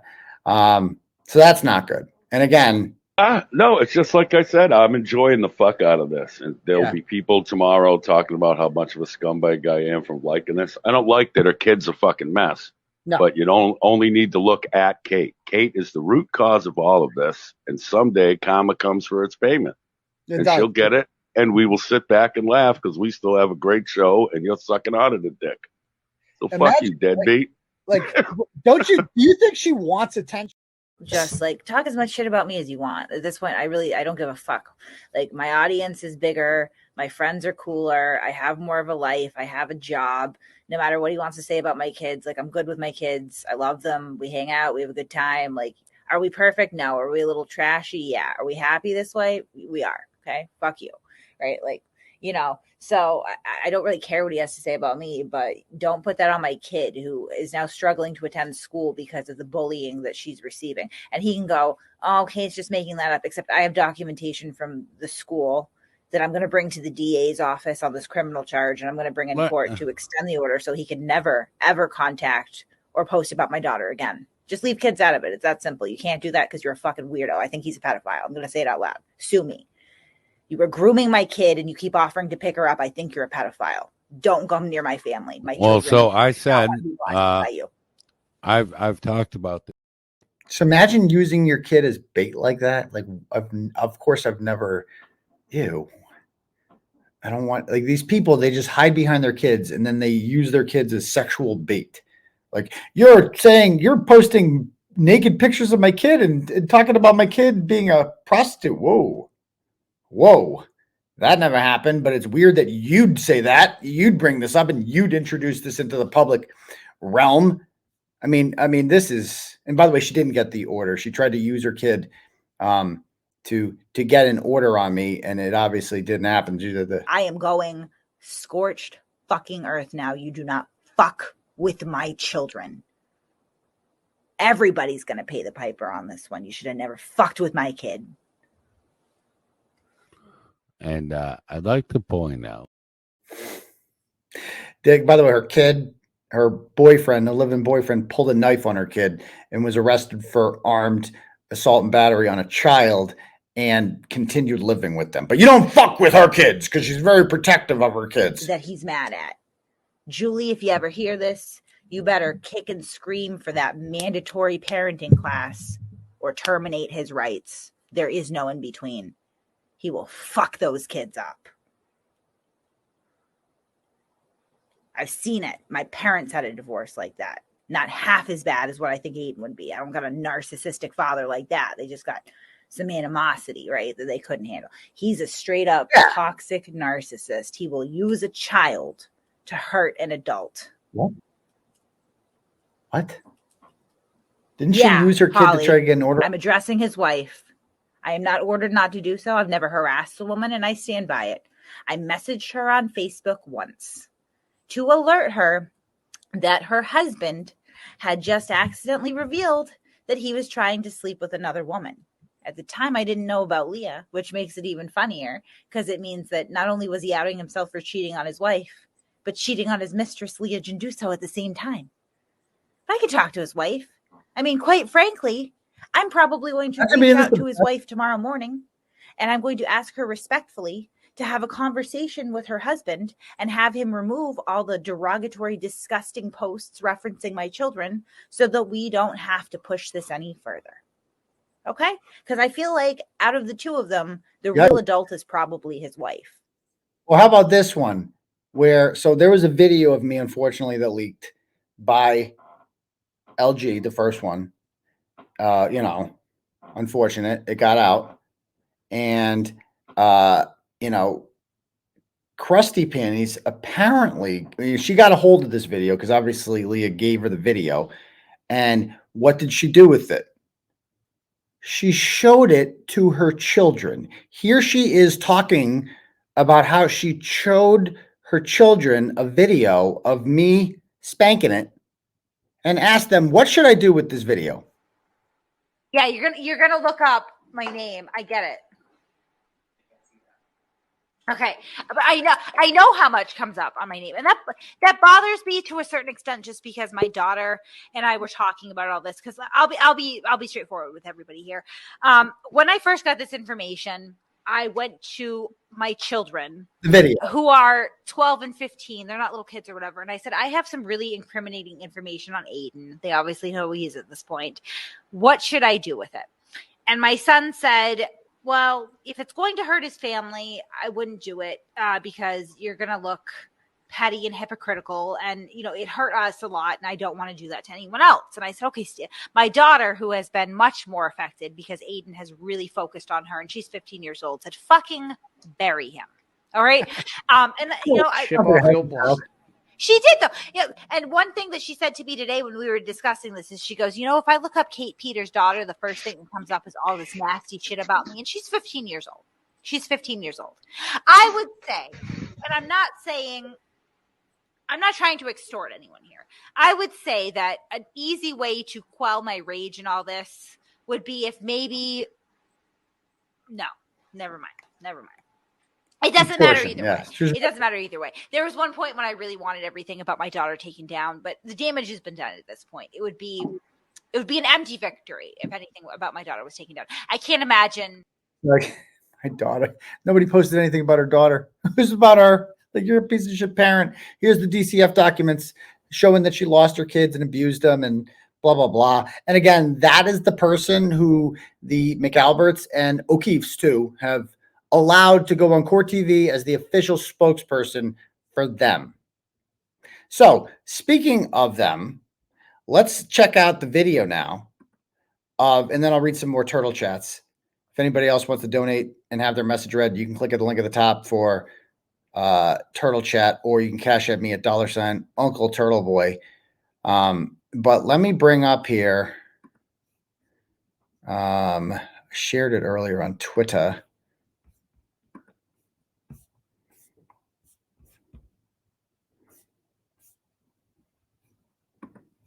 Actually, I'll put it right there.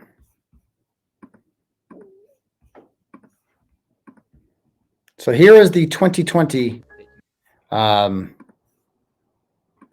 trailer. So this is going to be Friday night at 9 o'clock, a 2-hour special about Kearney. Let's play it.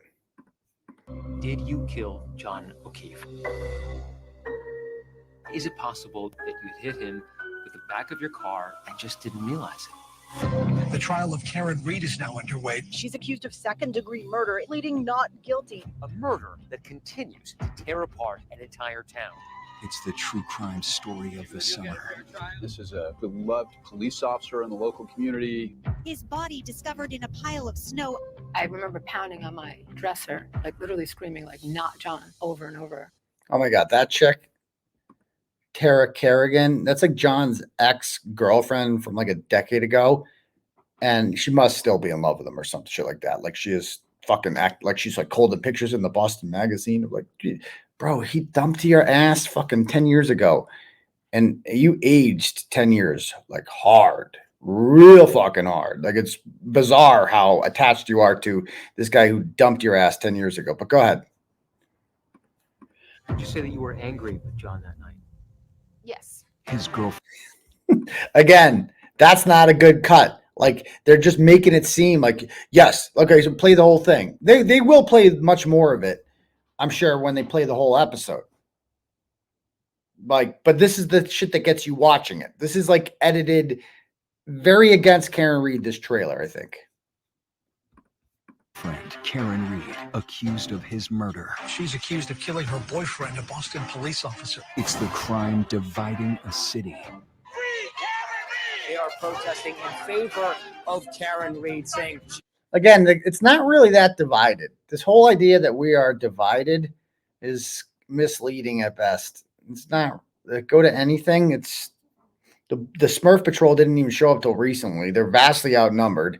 Go to any comment section anywhere. It's just overwhelmingly Karen Reed is innocent, and it's kind of obvious, you know. she is innocent. Who cheers for someone accused of murdering a police officer? Yeah, again, even showing these people, bro, they just got there like last week. None of them were anywhere to be seen for the entirety of the pretrial or the trial itself. I do think she's been framed, and I'm not backing down till she gets free. And now the woman at the center of it is speaking out. Now, exclusive personal video, one-on-one with Karen Reed 1 week before her trial. So it's not just 1 week before her trial. Gutman did this interview in July of 2023.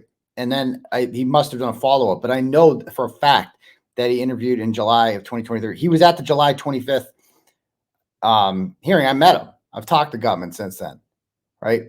He likes Turtleboy. Like he understands the work I've done, and Gutman, trust me on this one, Gutman knows Karen Reed is innocent 1,000%. So I don't think when this whole documentary comes out, it's going to be as bad, but the trailer is fucking fucked up. I don't like the trailer. I'm confident I'm doing everything I can, and that includes looking professional for court.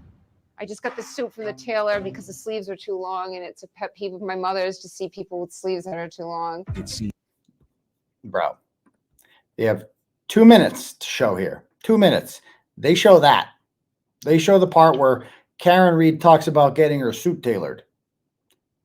That's intentionally, they know what they're doing there. They're trying to make the viewer not like Karen Reed. They're trying to make her seem like conscious about the way she looks, about, you know, like this and that, superficial, whatever. That they chose to put that in their trailer, as if that's the most important fucking thing to come out of this, is that she got her suit tailored. Come on. Bullshit. Seems everyone has an opinion about this case and her. Her attitude is smug. She's the happiest murder defendant in America. What this one? They hate that. I mean, they get so, I think that guy's name is Brendan Kane. Fucking moron. He comes to this shit all the time. I'm pretty sure he's messaged me before. He's just a douchebag. She's the happiest. She's smug. She's smiling. They hate that. They liked her when she was pathetic. And then Daddy came along, right? And built up this whole movement, right? And now there's all these people. And so naturally then Karen Reed is going to be a little bit more confident, isn't she? When she knows that all these people have her back. Wouldn't you be? Wouldn't you be? They hate that. They hate that. Woman has been put through. It's wrong. He was lost in this whole circus. And I think none of us want him to. Oh, the cows. Look at these sea cows. So we got, these are the chicks. I love them sitting on the couch. The fact that they interviewed these, this is all, I think, what's her name? Renee Rizzitano. This chick was at like all the court hearings and stuff like that, in one ear, out the other. There's Jenny Sack. Jenny Sack, Canton Jenny Sack right there. I don't know who that is. And these other ones that just become angry all the time, looking there, just listening to this evidence, and it's going in one ear and out the other because they're just mad. They're just mad. And just interviewing them, it's just like, I hope that they asked them, like, what about all this? What about the 𝗪𝗃 experts? Like, do you guys have any thoughts on that? But no, they're just mad. To be lost. I think that's the saddest part of this whole situation. And now, I know when John's lost in this, they always bring that up. You know how many signs I saw yesterday that said justice for John O'Keefe? So many. now Karen Reed speaking out fully for herself. You're alleging that they're covering it up. Why would they want to be involved in this conspiracy? Because he's dead. Karen What a Reed real is question from stunning. Matt. Why would they want to be involved in this conspiracy? I don't know, Matt. Probably because they don't want to go to jail. Did you ever think about that? They just don't want to go to jail because jail would suck. And so they're like, they're not going to come out with their hands up and say, yeah, it wasn't us. And it's just like, because he's dead and somebody has to be responsible for that. That's why. And so it's either admit we murdered him or blame it on someone else. That's it. An all-new 2020 event special premieres Friday at 9/8 Central on ABC. So again, I'm looking forward to it, but it's what they showed that's deceptive about it. All right. So last thing I'll show here, right before we read these turtle chats, is I did a story on it. I guess I should show. And again, I can't upload it to YouTube because we're suspended. But I went to the Air Force base, the Army base the other day at the Cape, and oh, by the way, how much are the trolls losing their head over this picture?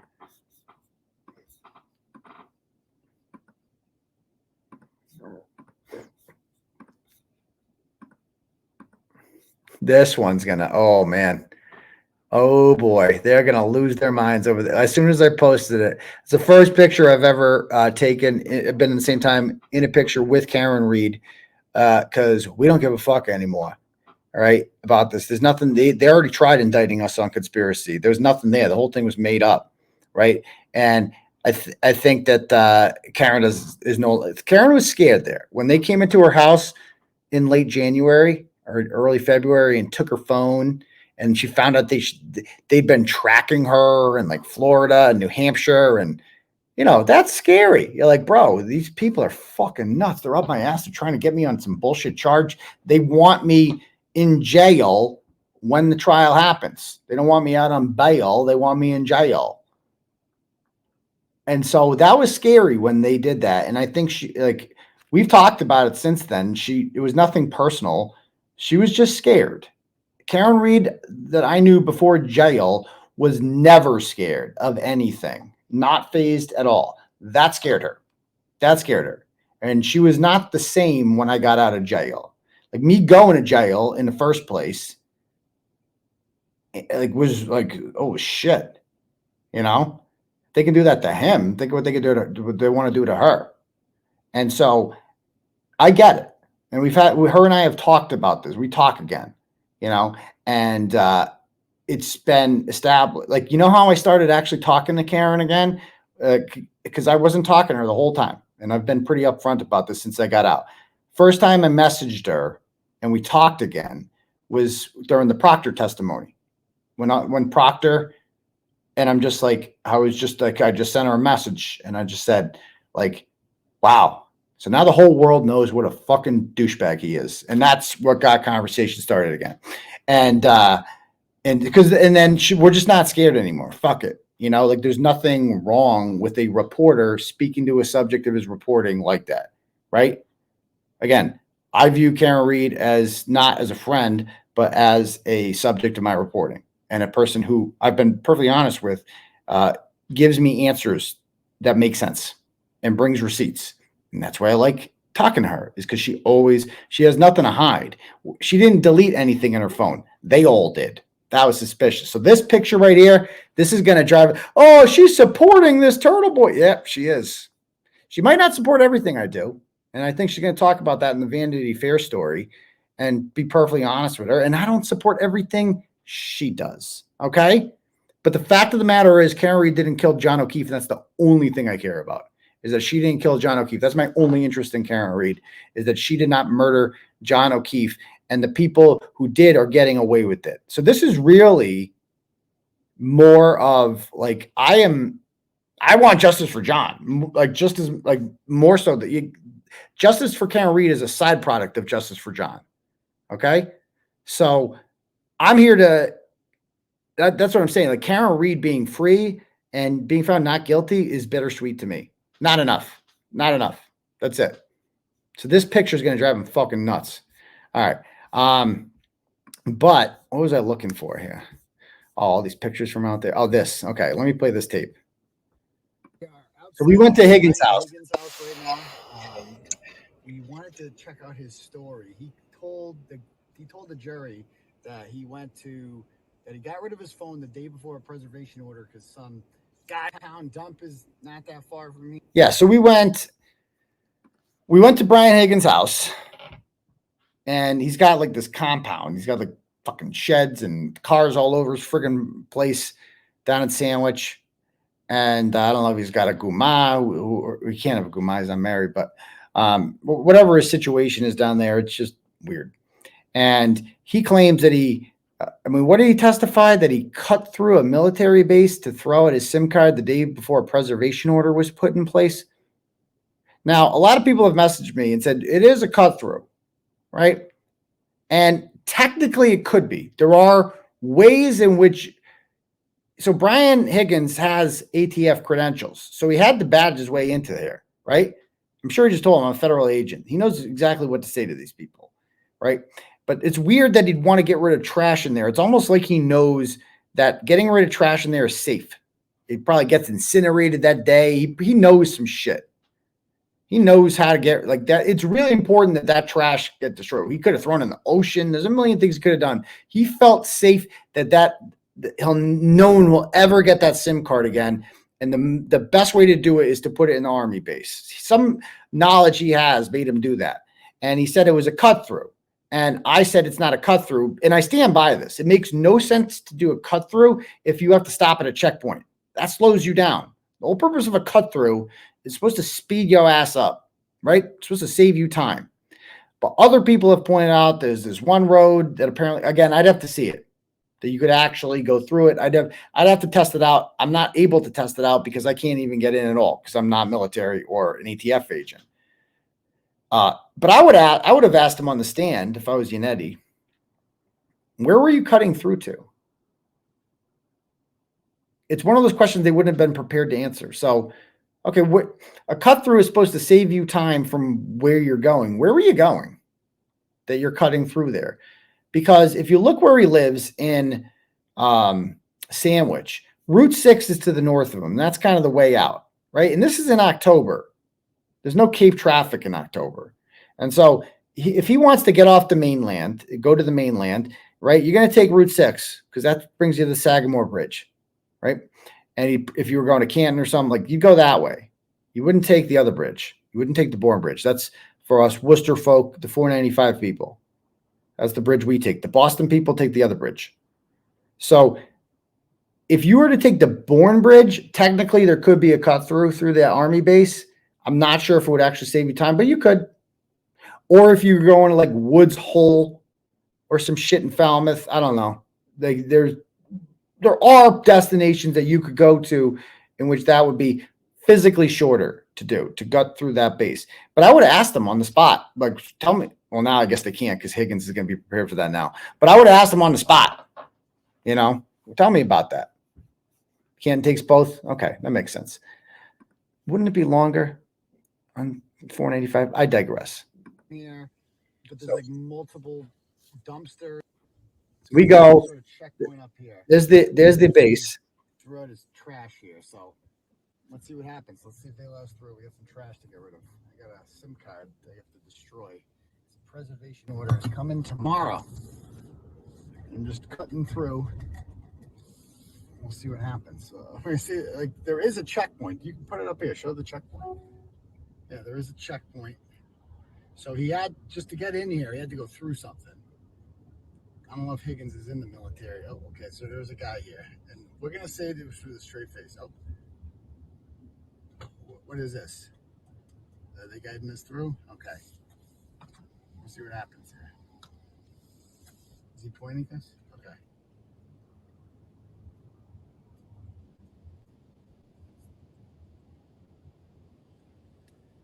Hi.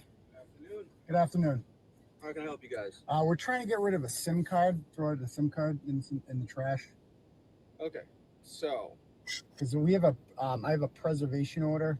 They're gonna order me to preserve my phone, and I just want to get rid of it. It's coming tomorrow. I was tipped off, so I have my SIM card. I'm just trying to get rid of it, so I just want to throw it in the trash. Okay. So, is there a reason that is the phone getting searched? Well, there's going to be a court order coming tomorrow from a judge ordering me to preserve the phone. It's a long story, but I just got to get rid of it because I don't want them finding it. Okay. So we're currently entering an active military base. Okay. So I can't let you do that here, unfortunately. Oh. However, there are plenty of other places to go off base to do that. Okay. Yeah, there's plenty of other places where you can destroy your evidence, sir, and your SIM card. You don't have to destroy it in the Army base.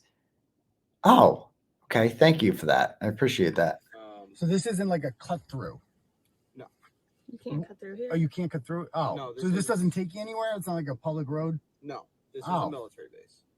Oh, so you can't just, so random civilians can't just cut through and throw out SIM cards? Correct. Oh. I thought they could. Do you know who Brian Higgins is? I don't. Oh, because he does it all the time. He comes through here and throws out SIM cards.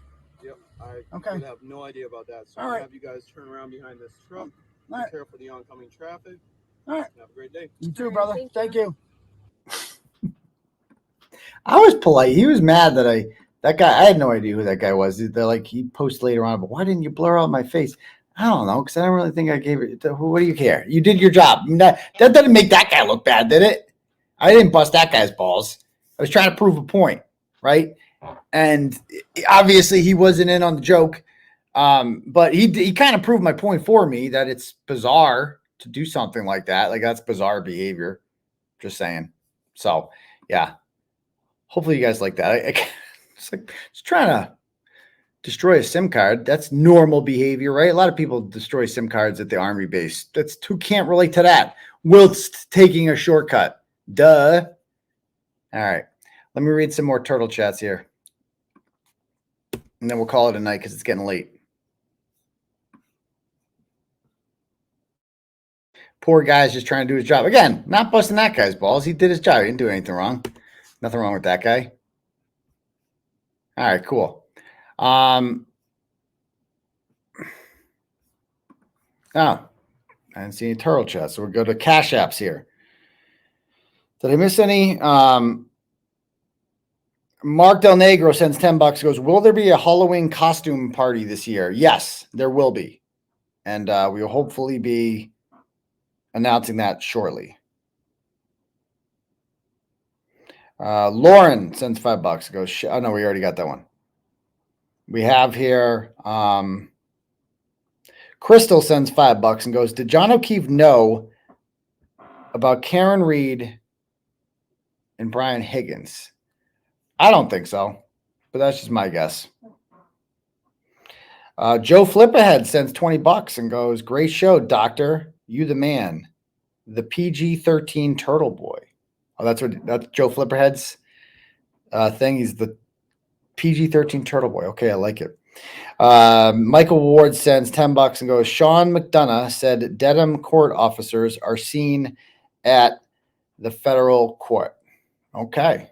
Sean McDonough says so, then he is. Again, a lot of people messaged me and they said, oh, Sean McDonough said this. Can you report or so-and-so said this.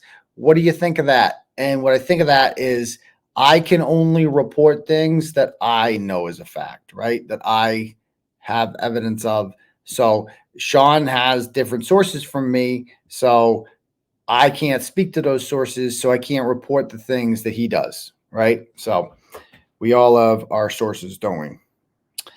Daniel sends $10 and he goes, do you think Emily Nieves will get justice? She's next on my list, man. No, I don't think Emily Nieves, unfortunately. I said the same thing about Sandra Birchmore, but Emily Nieves was 100% murdered, and maybe I need to put a bigger spotlight on that. Thank you, Daniel. Chad sent $5 earlier, said, because you're awesome. Well, thank you very much. Okay. All right. If anyone else wants to donate, the link is at the top for Turtle Chat. If not, probably just call it a night momentarily. Let me make sure. I'm not sure if I'm not getting these or if it's just a slow night. Okay. All right, cool. All right. All right. Anybody else have any comments or questions or anything?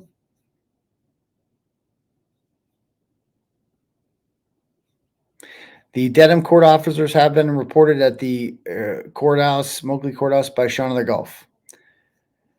Why though? I don't know how that works. Isn't that a federal courthouse? Why would state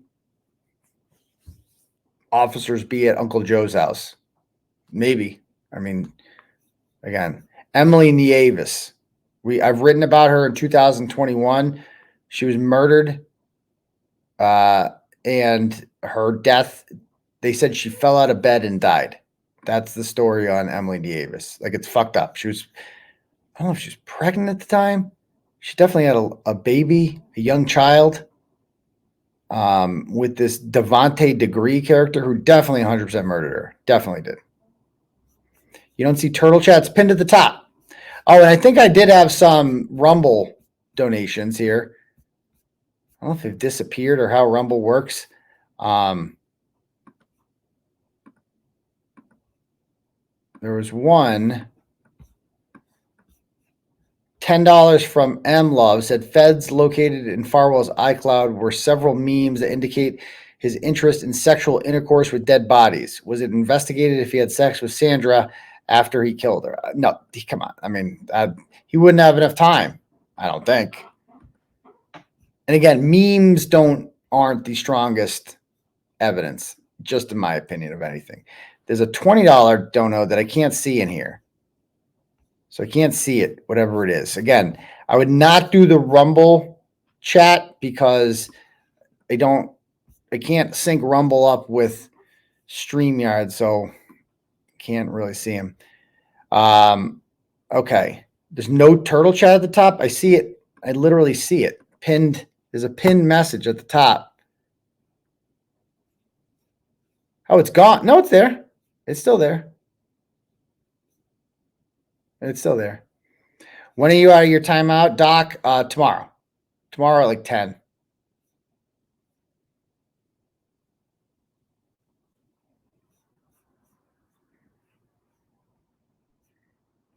All right. Anybody else before we call it a night? Let's refresh here. No. Okay. Hit the green $ under chat.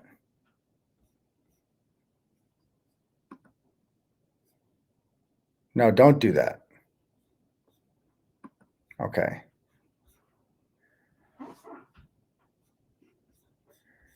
All right. You don't see any turtle chat pinned to the top. Okay. Well, I will post it again in the chat right there if anybody wants it. But if not, okay. Thanks for a great show, Unc. Need a mass. Owns a police vehicle that doubles as an ice cream truck. That's nice. All right, cool. Anyway, I guess we'll just call it a night because I love you guys all. And it's been a long one. And I hope you guys enjoyed the show. I enjoyed having Kirk on and Dave on before. I thought they've done great work with the Sandra Birchmore case. And just they're the only ones that talk to Fanning. So I thought it would be really insightful to have them on and hear what he had to say. And I think it's pretty only confirms that he's a piece of shit, doesn't it? It really does. So, all right, guys. I am going to end the stream now, but oh wait, one more turtle chat or one more chat here. Mark sends $5 and goes, I know where Chloe is. Natalie the German are her. Are her. So Natalie's the dog, is that what you're saying? Okay. Well, thank you very much. Again, I'd like to know where Chloe is too. I'd like to go visit Chloe and just say hello to Chloe if Chloe's alive, which I highly doubt it. Okay. All right, guys, I'm going to call it a night now, and we will see you guys all Thursday for Sex Cult on Turtle Club, and everybody else will see Saturday for the live show. All right? Peace, Turtle Riders.